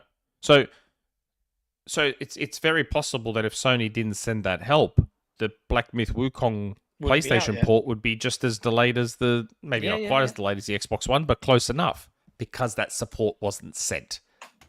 If that do you know what I'm? I will still maybe I'm find not it very explaining myself interesting, properly. and I would argue that it would definitely point to a deal if the version for Xbox appears 6 months to the day. Like at that point, you'd be like, But how long's it been now? It's been ages. I have no hasn't idea. it? Like I don't know. When did it come out? End of last year, When September. did it come out? Black Myth Wukong was August of earlier than last that. year. There you go. So yeah. But Phil knows. Phil said, didn't he? 20th Do you of know when- August. Do you So know when we've Black passed- Myth Wukong's coming out? We've passed the 6-month barrier. Oh, I We've got a weird passed 6 shadow on my months. eye, Portal Player. Sorry.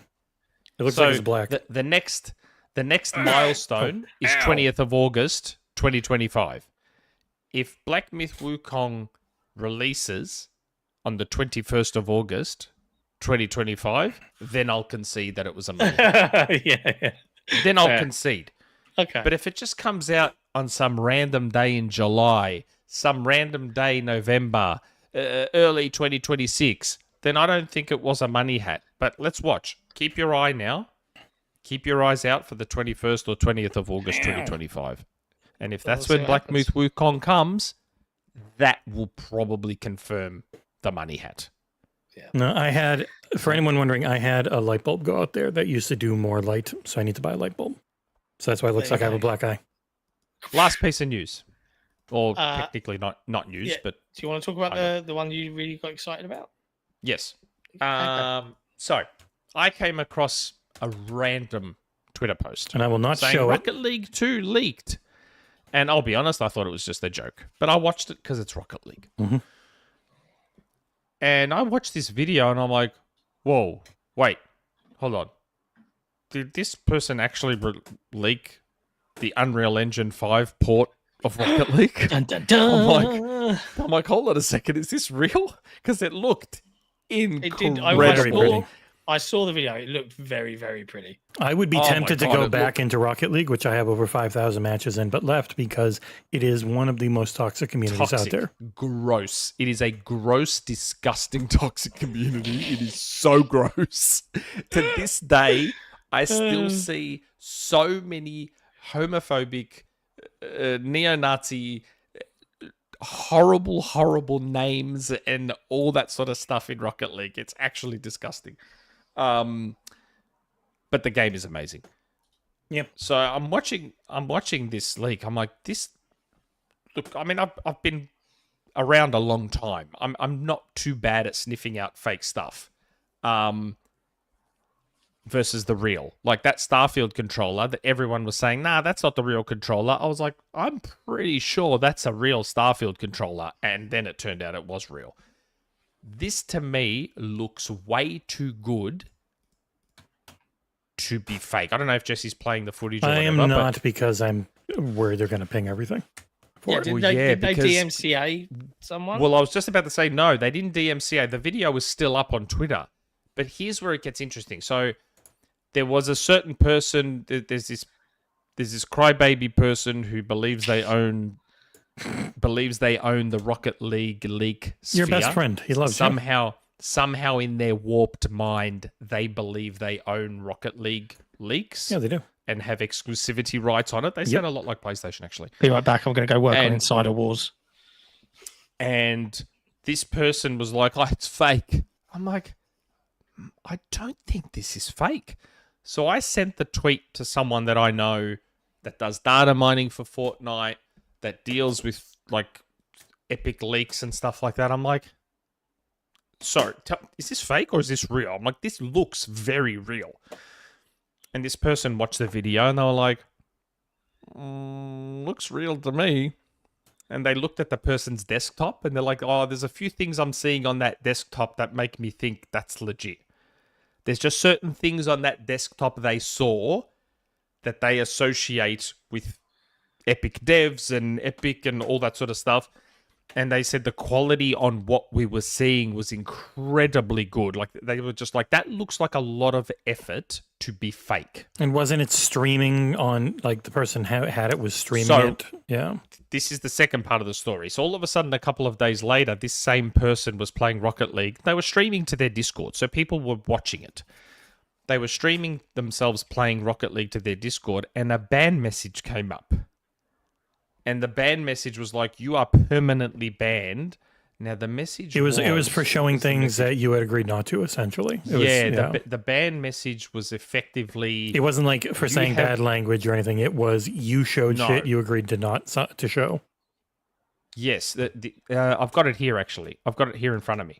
So the ban message was, you have been banned for disclosing information that shouldn't be public or, in brackets, encouraging the violation of any agreements with Epic Games, Psyonix, or other platforms. This ban is permanent. Yeah, so even if it wasn't him doing it, the person who gave it to him, it counts like they... somebody got pissed. So he found the video on YouTube, and this is what also makes me think it's real. Yeah. He found this video on YouTube. No one leaked it to him. And this YouTube channel is this tiny unknown channel, right? And then as soon as it was discovered, they made the video private.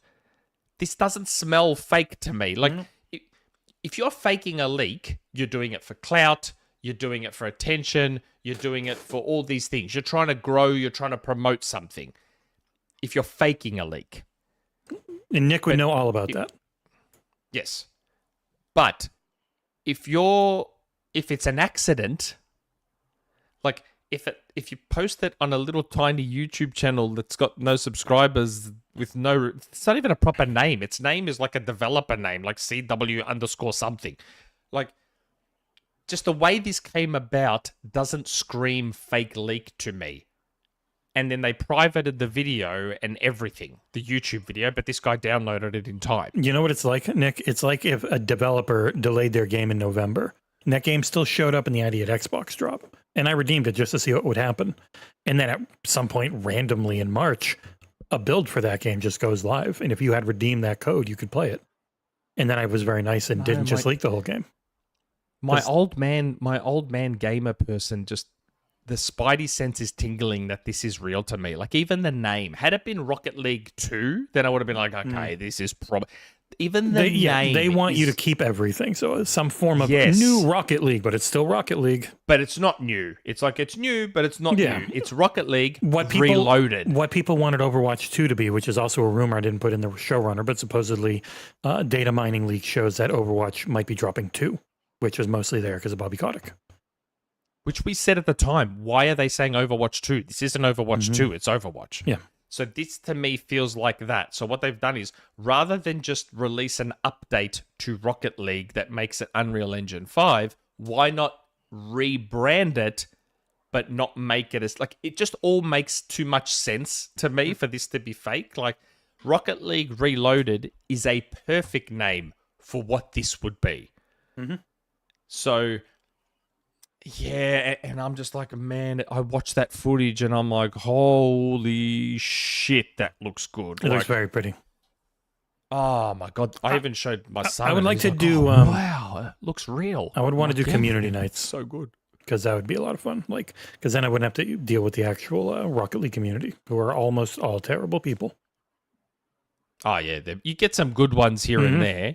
I mean, we have a patron because of a friendship built through Rocket League. So there are some good people in Rocket League. They're just few and far between. But man, I'm personally in Camp Real on this Rocket League personally. Because again, that's what we same should... person that... We need to force John to play Rocket League with us.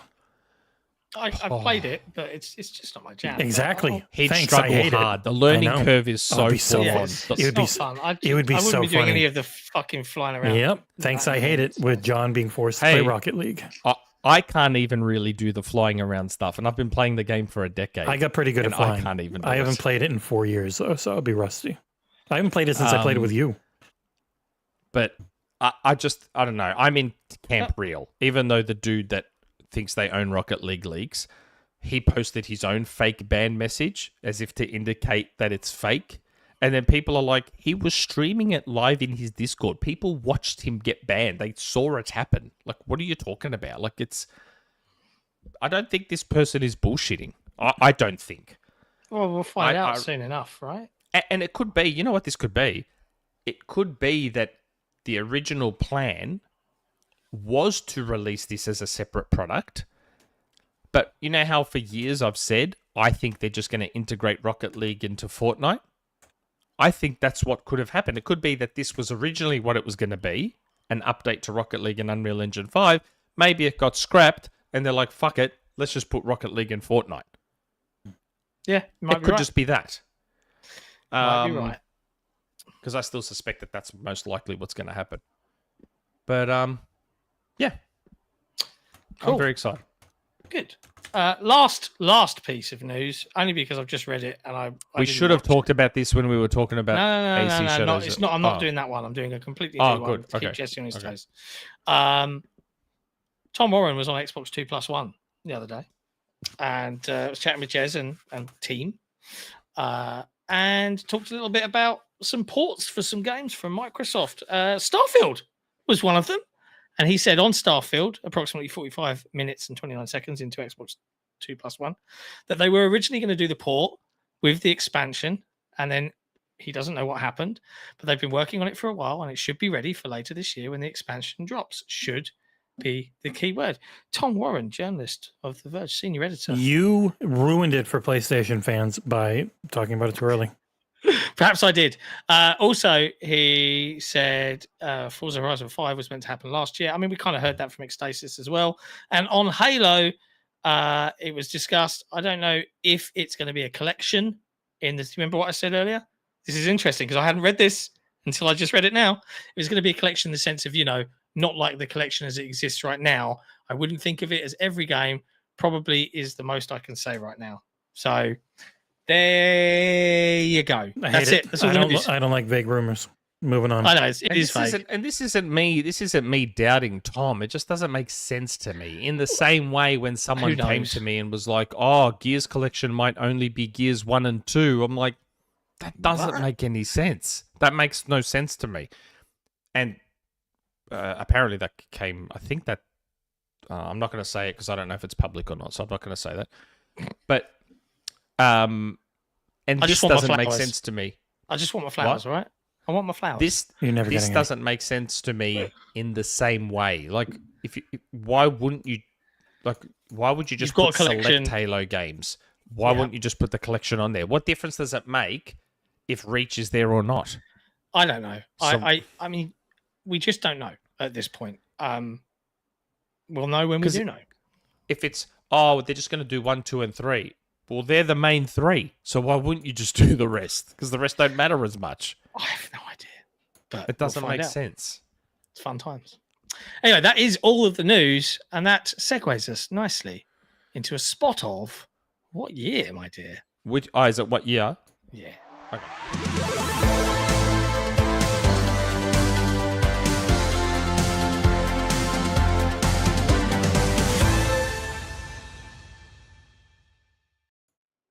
That's right. As the podcast is slowly coming to an end, we like to take our time to fight and do battle to the death for one of our patrons to win a game code from Jesse's big, hairy purple sack of game codes.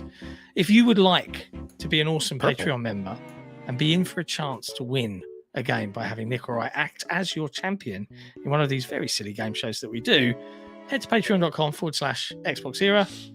And that would be great. Actually, we'd love you very much. Thank you very much. John will never love you. This week, Nick is playing for Jordan Andal. And John is playing for Simonius. I prefer Simonius. Not I'm going to go for Simonius. All right. Jesse, what's the theme this week? What is the theme? Xbox Game Studio. Published titles. Ooh. You gotta remember that includes a shit ton on the 360 and the Xbox. Yep. So you have Xbox One 360, Xbox One, Xbox Series. So if I just say Xbox, it just means Xbox. I already have a game in my head that I'm hoping you do, and I am There's going a- to there's get a irrationally upset It would be if you irrational. don't do it. There's so many. I don't care what it was back then. It's what it is now, Abdul. Number 1. What year did NFL Fever 2003 release on the Xbox?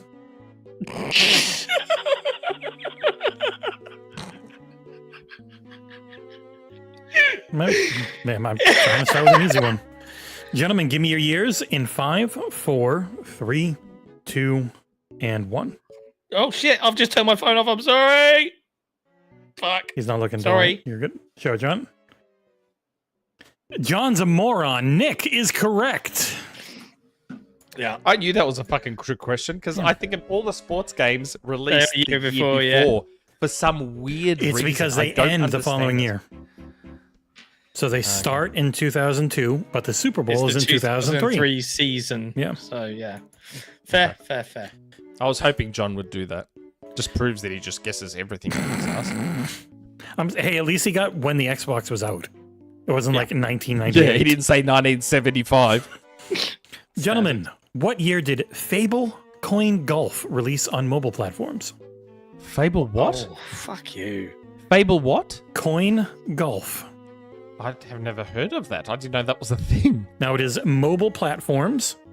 It does not say iOS and Android. It just says mobile. So you don't know.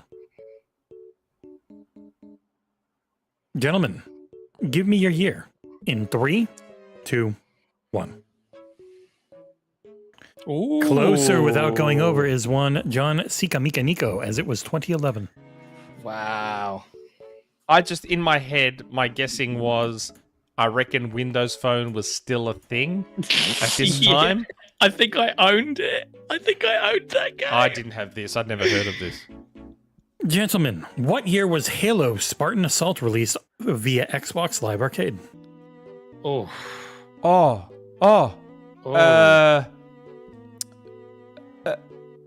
And it was written Xbox Live Arcade on Wikipedia. Yell at them if it's wrong. It didn't give a platform. So we know it came out on PC and eventually on Xbox One. Gentlemen, give me your years I have a in guess. 3, 2, 1. Closer without going over is Nicholas Baker. It was 2014. Nice. Really? Was it 2014? Oh, shit. Oh, shit. I thought it was an Xbox One launch game. That's what it Wikipedia was. said. It was an Xbox One launch game. Well, this is the XBLA release, according to Wikipedia. Oh, maybe that released later. Yeah. Okay, maybe that released later. Yeah, it's going to be tricky. Gentlemen, what year did South Park Tennerman's Revenge release on the Xbox 360? Oh, Whose man. revenge? Whose revenge? Tennerman, Scott Tennerman. Wait, did The one that- Microsoft publish that? Was Microsoft? They Microsoft published that. they published like 3 or 4 South Park games on the Xbox. Yep. And Really? this is on 360. But yeah, also Spartan Assault was tablets first. Right, okay. So Xbox this is 360. Yep, gentlemen, give me your years in 5, 4, 3, 2, 1. Got double 2011s. You were both 1 year too early. It was 2012. Oh. No point award. I give you both a point. How's that? And I was so gonna say 2012 Oops. as well. Shit. Sure thing, John. Damn. All right. Oh, well, I misspelled this, so it'll be. I gotta fix it real quick. Gentlemen, what year did Seen It Box Office Smash release on Xbox Live Arcade? Oh. I think I have this game.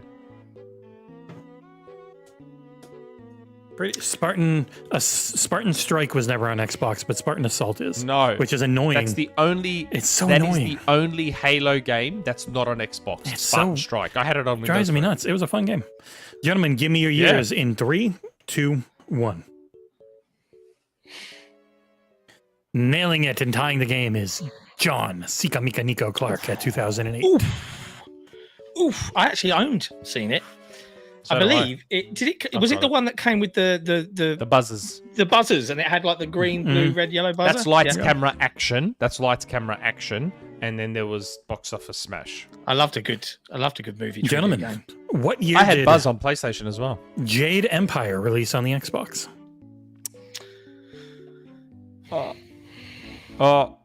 Give me your year in 5, 4, 3, 2, 1. Shit, I'm off by a year. Nailing it, even though he thought he was off by a year, is Nick Baker. Wow. Oh, I was going to say 2004.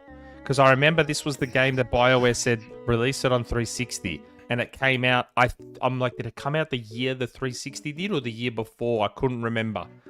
I took a gamble and it paid off. Gentlemen, what year did Minecraft Dungeons release on the Xbox One, PS4, and PC, and Switch?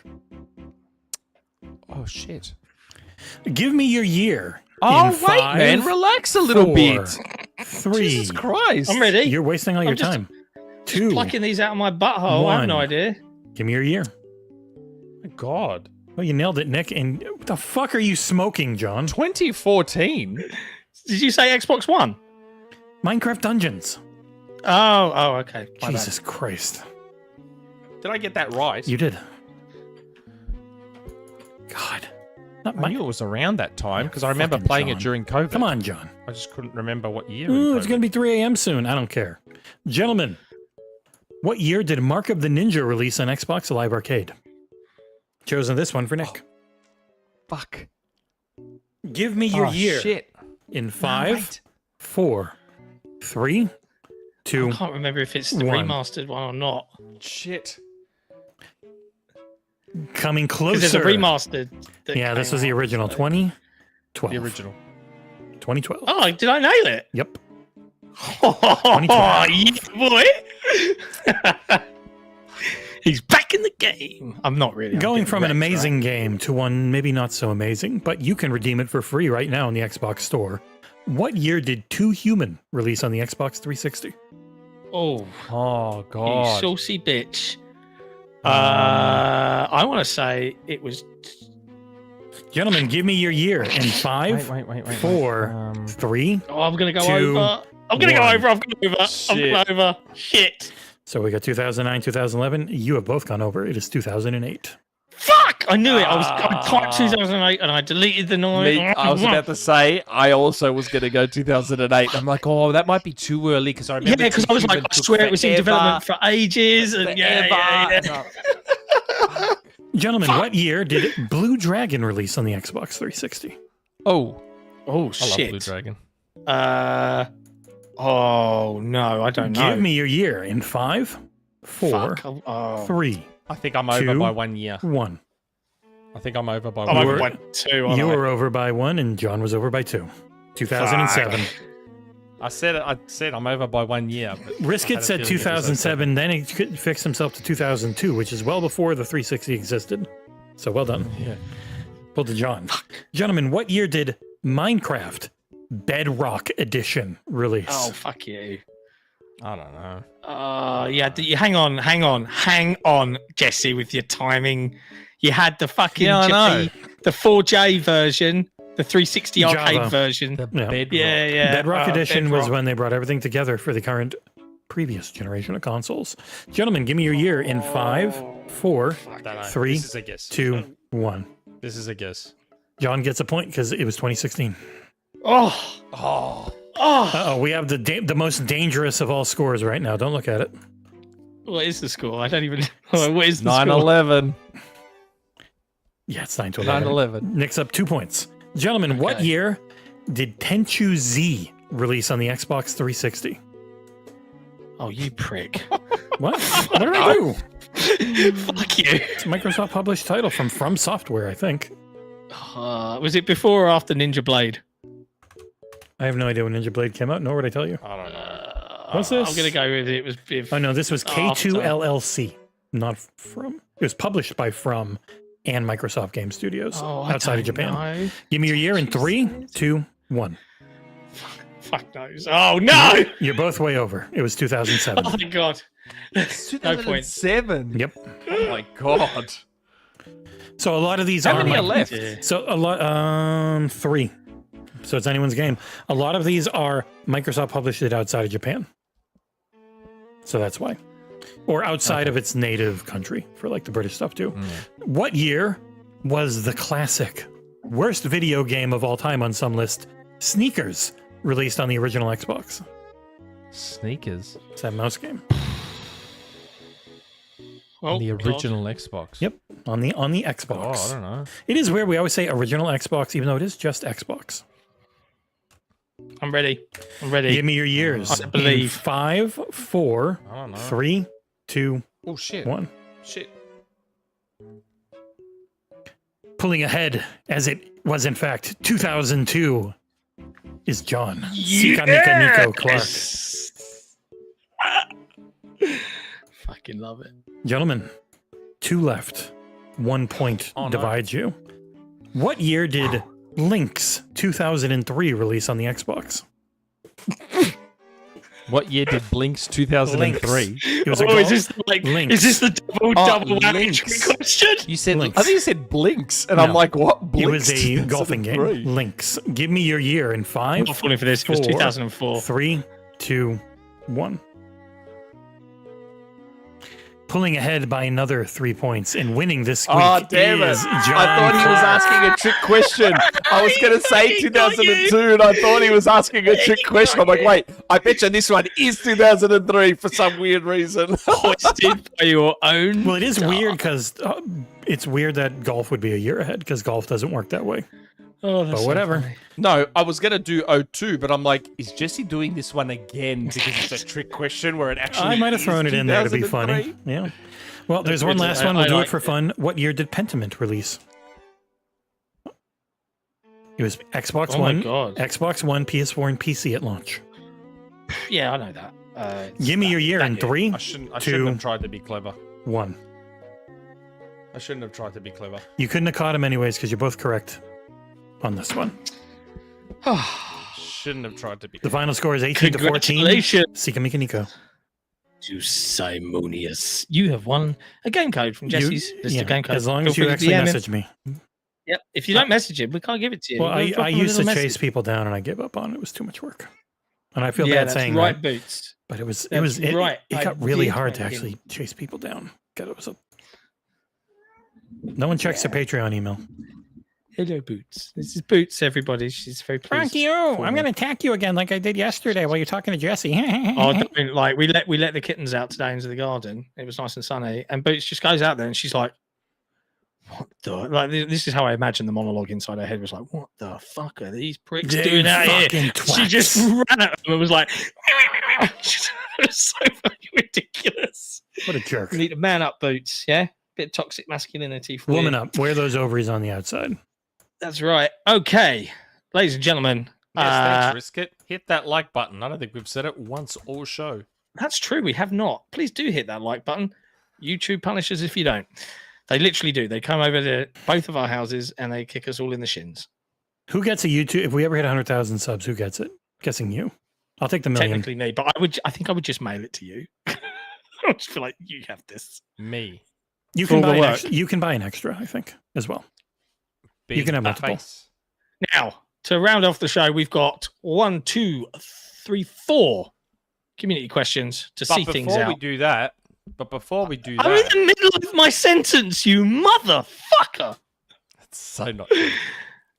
We've got 4 community You questions. always do from that. 4. You always do that. You always butt in and interrupt me on thanking our patrons? You always act like you were This son about to of a acknowledge the bitch. patrons. This guy, right? Oh, by the Anyway, way, ladies and if you want to gentlemen. see, I'm showing some sneakers on screen if you want to see it. It's I have seen amazingly bad. sneakers.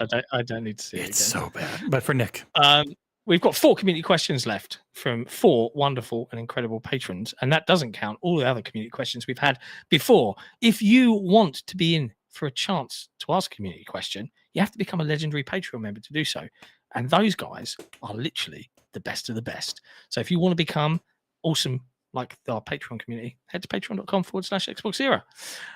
First up, it's all about Ubisoft, and then we're talking a little bit about GTA 6, about some jinxes and some karma, and then we'll finish off with a nice throat-clearing question to see out the show. That sneakers game does look like actual rat shit. it's known as one of like It the is worst awful. games ever made. Yeah. Wow. That's full on. Okay. 99 Rukin.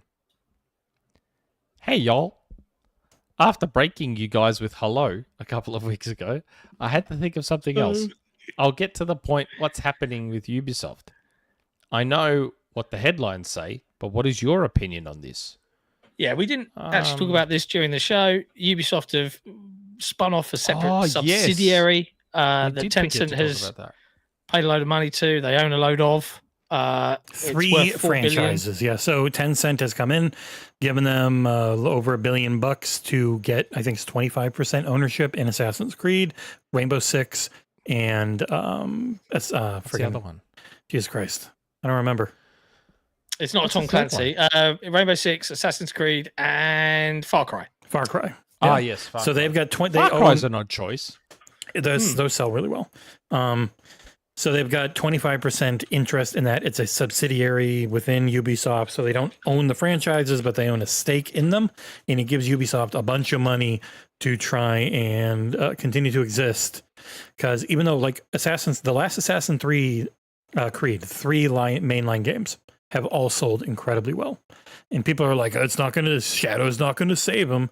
It's like, yeah, because they've wasted so much money on everything else.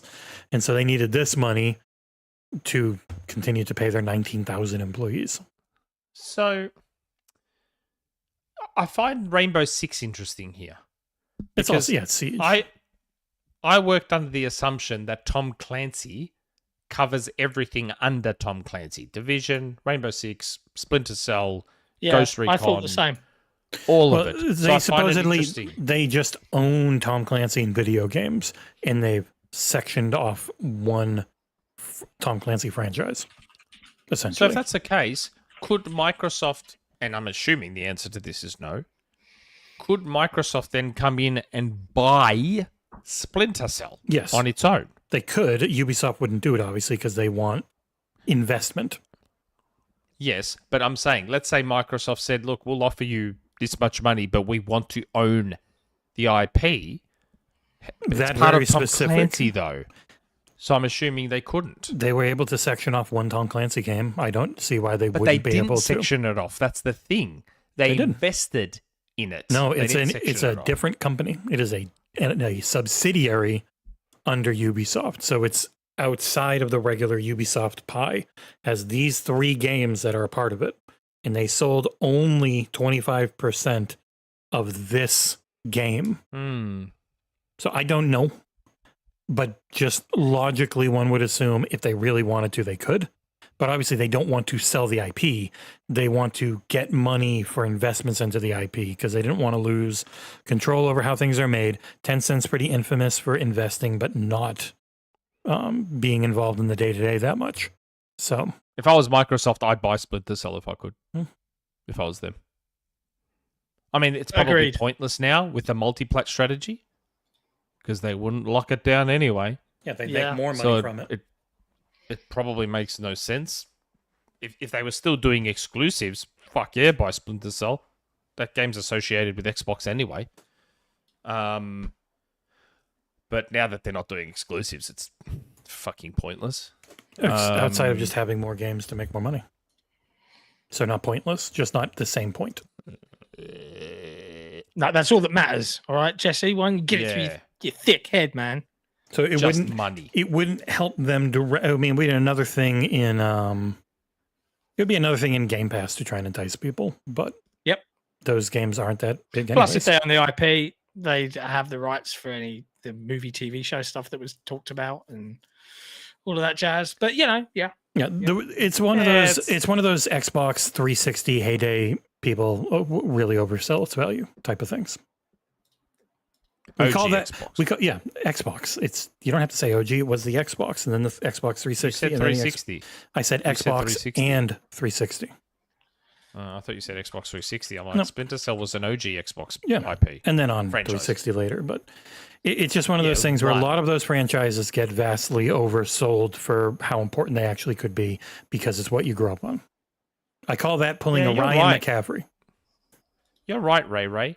Why are Ubisoft struggling with remakes so bad? They announced that very straightforward. They announced it when they were starting it so they could hire people. But even Prince of Persia, even that remake has gone seemingly through. That one was a remake. The game's already there. It was really shitty. Like they talked, it just wasn't good enough. Like the quality of it was really bad. So they pulled it into a better studio to do. I mean, again, I say this with not an ounce of development experience, but I feel like a remake should be one of the easier projects that can be undertaken by a development studio. Not to pick on them and be mean, but you look at Aspire versus Night Dive, and there's a massive quality difference. Not a price difference when you're buying the game. But like Night Dive will take their things and they'll rebuild, and they're really good and they're really smart. And Aspire will happily use AI and upscale, and I think it looks like shit. And they don't fix things that really need fixing quality of life wise. There's always skill gaps. So whoever had that Prince of Persia Sands of Time one originally did not do a good job. And Ubisoft almost never cancels anything. So they're just spending way too much to fix it. And it'll never make its money back. Did you guys play Sands of Time? Yep. Great game. Yeah, I love that game. That was a great game. I loved all of the OG Prince of Persia trilogy, really. Yeah. And I really liked 2008 Prince of Persia. And I really liked oh my God. In 2 minutes, a whole hour will flash before me in an instant, and it'll be 2 a.m. What? That's what I really, really like. Daylight savings is about to kick in for him. 2 minutes. Right. Like in an instant, it won't be 1 a.m. It will be 2. Yeah. I'm excited for this. I'm not. Yeah. But no, 2008 Prince of Persia was great. Yeah, it slapped. It was awesome. And Lost Crown is even better again. Okay. If I had to guess, Ray, the Splinter Cell remake is taking a while because they pulled everyone off to work on Shadows. Like Shadows has 2 hours of credits because it was legitimately that many people working on it. Next question from Gregg, aka. Oh, and by the way, Nick, if you're wondering, they said it is planned to be released by the end of 2026. The Splinter Cell remake. End of next year. Yeah. Can't wait though. Mm-hmm. Do we think Rockstar / Take-Two have a date locked in internally for GTA 6? Or do we think their silence is down to them not being entirely confident themselves? Considering the current state of the industry, if they do have a date locked in internally, do they have a responsibility to be more open so those waiting can adjust accordingly? This was talked about today, I think. Yeah, right here. Mike Straw over on Insider Gaming. Take-Two CEO says lack of GTA 6 news is to create enormous anticipation, and I think it is working very well. Yeah. They know. They can talk about it on their own schedule whenever they want. It's just that big of a release. I don't think they have a date internally. I think they have a window internally that they are aiming for. I think it's a 2026 game. I'm standing on hashtag 2026. I don't think it's going to be this year. They haven't made that a possibility for shareholders, which is the only reason. Like they've got their lineup. They had talked about when it could, and it was always like after. People said it was after Borderlands, and we know Borderlands is September, so it just feels like they're as locked in as one can be, aiming at October or November. Yeah, and do they have a responsibility? No. They can do whatever they want. Yeah. They don't owe us anything. They could shadow drop it and it would sell $3 billion worth in a month. And that's the other thing I think the little hardcore gamer bubble forgets. I feel like as a group of people, we're very entitled. Like overly entitled. We've never had this much access to people to talk to them. And with that comes an expectation that they are going to just answer you all the time. You know, they don't have to. I'm just saying it's an unrealistic expectation that's been born over time. But no, they don't owe us jack shit. True story. It's just we have to be adults and deal with it. If they want to take time, then we've got to wait. Like companies are nice to us sometimes because the people that are there are nice and want to be nice, but also to have good PR and try and sell your shit. Like if they're dickheads, they know you take hits. It's not worth it. So, but with GTA 6, they're not doing anything other than just not talking. They'll talk when they feel like it. We did have a super chat from Risket, yeah. Yeah. Quick super chat from Risket. Look at AC Shadows. Imagine how good Splinter Cell Remake looks. Ubisoft is sitting on amazing IP and just making the dumbest decisions. Yeah. Similar to Microsoft. We always call it amazing IP, but if it didn't sell that well, that's why they drop it half the time. Which sucks. People have bad taste. Like, you look at how good AC Shadows looks, and that's like a full-blown, crazy open world. Splinter Cell is like linear. Small, tight, linear. I imagine that game is going to look Stunning. Yeah. And think about Stunning. what ray tracing does to the faked lighting that And the did light use. and shadow stuff. Oh, the potential in this game, man. Oh my god. I One can't day. wait to do the Van Damme split. Just on top of a path, do that Van Damme split and just aim a fucking gun at someone's head. They can't have that 3 mistakes and you lose. Shit, it drove me crazy. Couldn't stand it. It's like, oh, you got caught 3 times. All right, you got to restart from the beginning. I was like, I want to snap this fucking DVD. But that's easy to tweak. Oh, I know. I'm saying that as long as they do that, those games are great. Yeah. So I just don't like my time being wasted anymore. I'm not young. yeah. Next question. Second last question. Jesse brother. Happy podcast 256 Diamond Dogs. Now that we know Ted Lasso is indeed returning for a 4th season, I feel like I jinxed it when I said that they were wise not to bring it back. Not that I believe in jinxes. I believe in that concept almost as little as karma, which has to be the second dumbest thing to ever come out of India after Bollywood. My question this week is, do any of you believe in dumb shit like jinxes or karma? Not that I'm judging. Jinxes aren't that dumb. But freaking karma? If you believe in that, then I'm totally fucking judging you for believing in some mystical force that applies comeuppance to those that deserve it. No matter how cool you may think saying karma is a bitch makes you sound. Spoiler alert, it doesn't. How do I explain this? This is unusually like. Are you okay, Trav? You seem unusually mad about people that might believe in karma. I don't believe in them per se because they're not real. How do I explain it? A lot of times these things aren't about believing in mystical powers or the universe being a stitched together thing that weaves and you can influence it. Other people believe it and it will influence how they act. And so you have to respect that other people thinking this thing matters will matter to them and will influence how things go. I think that I don't believe in any of it, but No. I will say from life experience, no matter how horrible a person is, they seem to just somehow be unaffected, and the good people I know are shat on. So But that's the opposite of karma. that's the opposite. So That's the clearly opposite it of doesn't karma. fucking exist, right? No, it doesn't exist. That's right. And that's what I'm saying. Like, I don't believe in jinxes. This guy, yeah, he's he looks after all the people in the world. He fed homeless people. He fostered children. He's got the worst cancer imaginable. He's going to be dead soon, and he's suffering for 4 years before he does go. Children die of cancer. So it's a thing I like pointing out is that Mother Teresa was not a good person. But people look at her and think she was amazing and great, and she just really that's thought a different thing, though. But like, did karma ever come back from all the people that suffered because she felt suffering is the only thing that could bring you back to God? No, she had an amazing life. No, she was nothing ever happened to her. So people think she's the best. I don't believe in karma. I don't believe in jinxes, but I can't help but sometimes live my life like I do. If that makes sense. Like, I don't believe it. I know they're not real. Yeah. But Just then in case, you see though. things like the number of times that I have bought a game at full price only for it to go on sale literally RoboCop almost Rogue City. Like the number of times that's happened, it's like you can't help but believe it, even though you don't believe it. Like when people are saying RoboCop went on PS Plus right after I bought it super cheap. And it's like, yeah, they put it super cheap because it was going on PS Plus. They just didn't let you know that. Have you ever I bought it for $12 and now it's on PlayStation Plus. Do you have PlayStation Plus active? Yes. Why? Because it's Nick.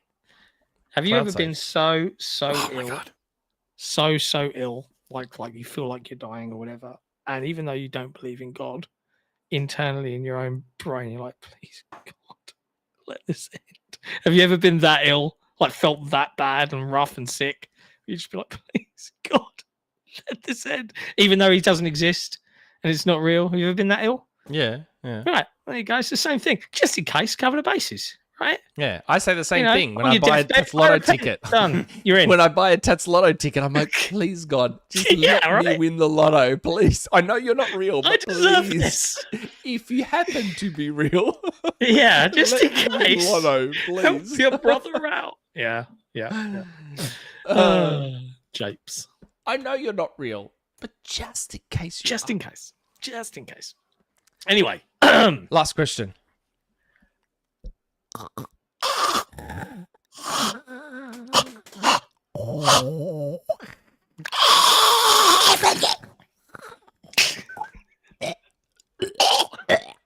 Hytham jinx.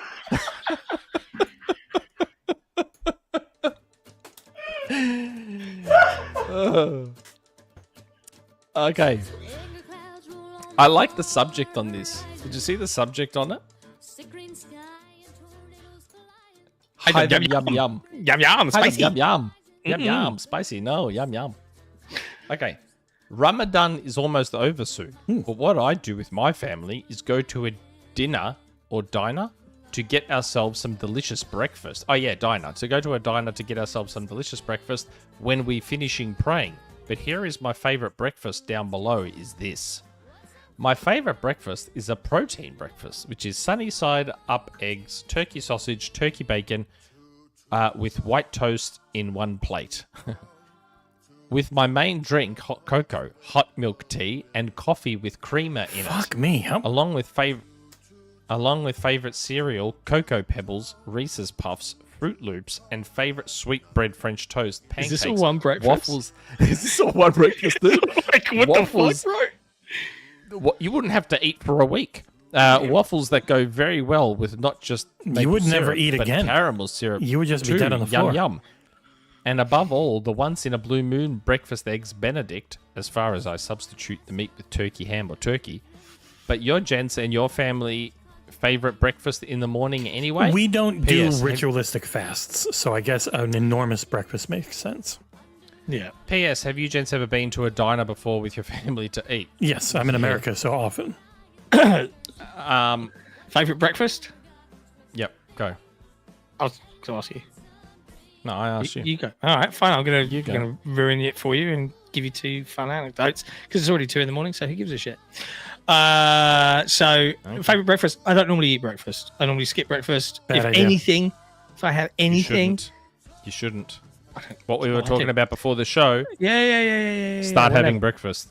That I normally kickstarts your don't- metabolism. I normally Breakfast don't is what kickstarts have- your metabolism for the day. Sure, but also if you're fasting for extra time and don't eat until lunch, your body is in a slightly different metabolism, fat burning. Anyway, I normally don't have breakfast, but No. on the subject of Do you know why diners, it's called breakfast? Do you know why it's called you're breakfast? breaking fast, mate. I understand. You're breaking a fast, Yeah, yeah. I went to primary school too. Yeah. So Eat breakfast.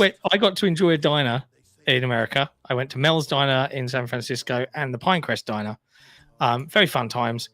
The best breakfast I had while I was in the States, which did change my mind a little bit, was an omelette with chili. It was delicious. Thank you, America. That's it. I don't There you like go. chili. It was. You don't like chili? No, I'm not a Chili spicy is- person. Yeah, chili doesn't have to I be mean, I'm spicy. spicy, but I don't like spicy food. I just realised we're wearing the same t-shirt. Yeah, the reverse. I haven't been able to show Anyway. off mine. Hey, if Jesse mirrors our Yeah, cameras, extra watch large. this. It's all in the back. If we mirror our cameras, John, watch. Mirror. Wait, Now wait, I'm wait, moved. wait. And Wait, you can be doing... Wait. Did yours mirror? It's good stuff. Now I'm moved. It's not doing. I'm the one who has to mirror you. I mirrored. I mirrored. It doesn't change No, anything you on weren't StreamYard. mirroring on our screen. I It doesn't- mirrored on. Ah, Here. that's weird. Okay. Anyways, sorry, Nick. What's your breakfast, please? Regale us. God, I have so There. many. Oh my god, your breakfasts that face it's is hard not to pick a favorite. symmetrical. No, I have a very asymmetric face. Yeah, now Always you're have. now you're moo backwards D'ing. Yeah. I have a very asymmetric face. It's unfortunate, but it's what I have to live with. I make do with what I have. If I had to pick a single favorite breakfast, it's probably John looks the pancakes exact same. with raspberry compote and ice cream and syrup. For breakfast? Yep. It's a pudding, mate. No, mate. It's got ice cream with it, mate. That's not breakfast. So what? So what? Dude, don't fucking talk to me about food and what goes when. Can you not? You are from fucking England. Don't talk to me about food, please. Okay, bro. That's very stereotypical. Don't talk of you. to someone from Melbourne about food and what can and can't be food at specific times of the day, please. Mate, I'm power to you. I love ice cream. Come down here come down here. I'll take you and Jesse out for breakfast, and you two fucks will go back to your countries going, oh my God, I want to go back. Trust me. The places I will take you and the food you will eat here, you'll freak the fuck out. I will not. You will. I will not. I've been to very nice restaurants. I'll be like, wow, these are very nice restaurants too. I won't freak out. It's not like I've been living in the friggin' Death Valley. Well, living off of scorpions. We only eat dust. Yeah. Like, oh, delicious cactus. Like, no, I've had real food. Anyway, that's the end of the Get yourselves show. down here. Find a way to get yourselves down here, and I'll take you out for breakfast. I'll take you out for lunch, for dinner, and you'll be like, wow. thanks for hanging out, everybody. Wow, wow, starting to cramp. It. Yeah. I want to go to bed. There is a more specific dish. There is a more specific No, dish. no, no, I don't I didn't even say mine, I don't but John care. doesn't give a shit. That's it. It's over now. I'm on the end roll. Ladies and gentlemen, especially Hytham G, love you. Thank you for watching. Pleasure hanging out. As always, to all of our patrons, YouTube members, you guys rock. Everybody else that hasn't hit the like button at a minimum, less so. Come on. I'm hit just a that bit like disappointed. I'm not angry. Just disappointed. button. We only need 7 more likes to get to 100. Come on. 7. And by the way, Until- my favorite breakfast would be a fresh everything bagel, couple of scrambled eggs, some good baked bacon, and a nice slab of Jesse. cheese. Bam. Happy. You know how much the cafe I go to, which I'll my take you God. to one day hopefully, They have a great sandwich. used to do this amazing, they called it the New York pulled pork bagel. I have. There's a egg local in one it? that does a Texas brisket one. That is amazing. My wife Oh brought my me God. stroop waffles. Oh, it's nice. Stroop waffles. Balance them over a hot cup of tea and let them melt down, and then We do have tea, Ah, but that's the end of the show. I'll get you That those is in the show. pancakes. I hope everyone liked my hat. And if you're a Severance fan, devour feculence. And if you want me to put that monosyllabically, eat shit. I love it. Love it. You should watch the show, Nick. This was one of the most satisfying moments. I have watched it. I've watched like the first 4 or 5 episodes of the first season. I need to go back and I will give it another shot because it just wasn't. It's a grabbing really us. fun show. I'm not I calling like it it a lot. shit. Yeah, I'm just Yeah. saying it wasn't grabbing us. That's all. it happens. Fair. We'll see you guys on Tuesday. We're late because John and I are doing an event early, so we're going to be late on headlines. That's true. We are. We're But also that's okay because we'll be here in the end. probably do headlines at the normal time on Thursday, but then an hour later when we end, South of Midnight review premiere. Yep. We'll try and do some Patreon exclusive stuff next week or hangouts or something. And speaking of eating and breakfast in Melbourne, I'm not going to be able to meet up with Ben Angelo. Ben Aw. Angelo was DMing me on Discord saying I'm going to be in Melbourne. And I was like, oh, cool. And then the one day we can catch up, the footy's on. It's a Thursday. The footy's on, man. Footy's Down on, to the bro. footy. So we can't catch up, which is a shame. I would have liked to. Next time. Enjoy Sorry, Ben. sleep, John. Yeah, I will enjoy sleep. Big thank you to everybody that tuned in. We'll see you on Tuesday at a later time for headlines. So keep an eye on the YouTube channel, the forums, and the Discord to be notified exactly as when it will be. I think it's a couple of hours later because Jesse and I are doing some stuff and seeing some things. And sounds from that, we'll see you on Thursday for the South of Midnight review, more headlines, and everything else in between. See you next time. Ciao for now. Ciao for now. Bye.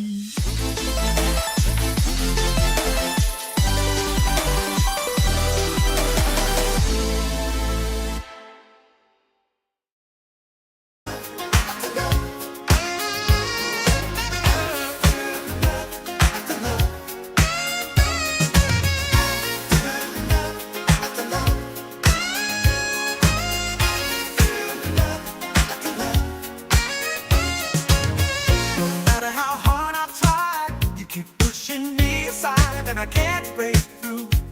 There's no talking to you. It's so sad that you're leaving. It takes time to believe it, but after all is said and done, you're gonna be the lonely one. Oh, do you believe in life after love? After love, I can feel something inside me say I really don't think you're strong enough. No, do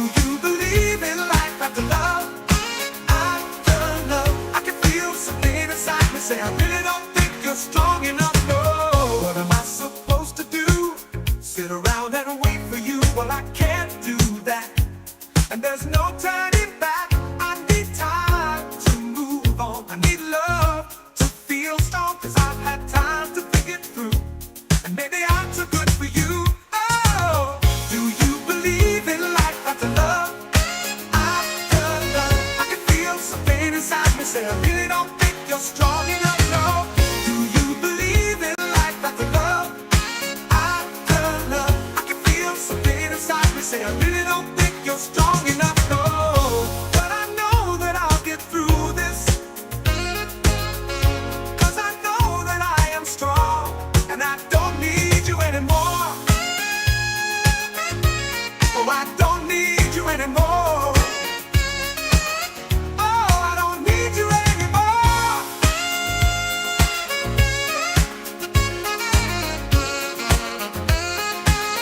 No, I don't need you anymore.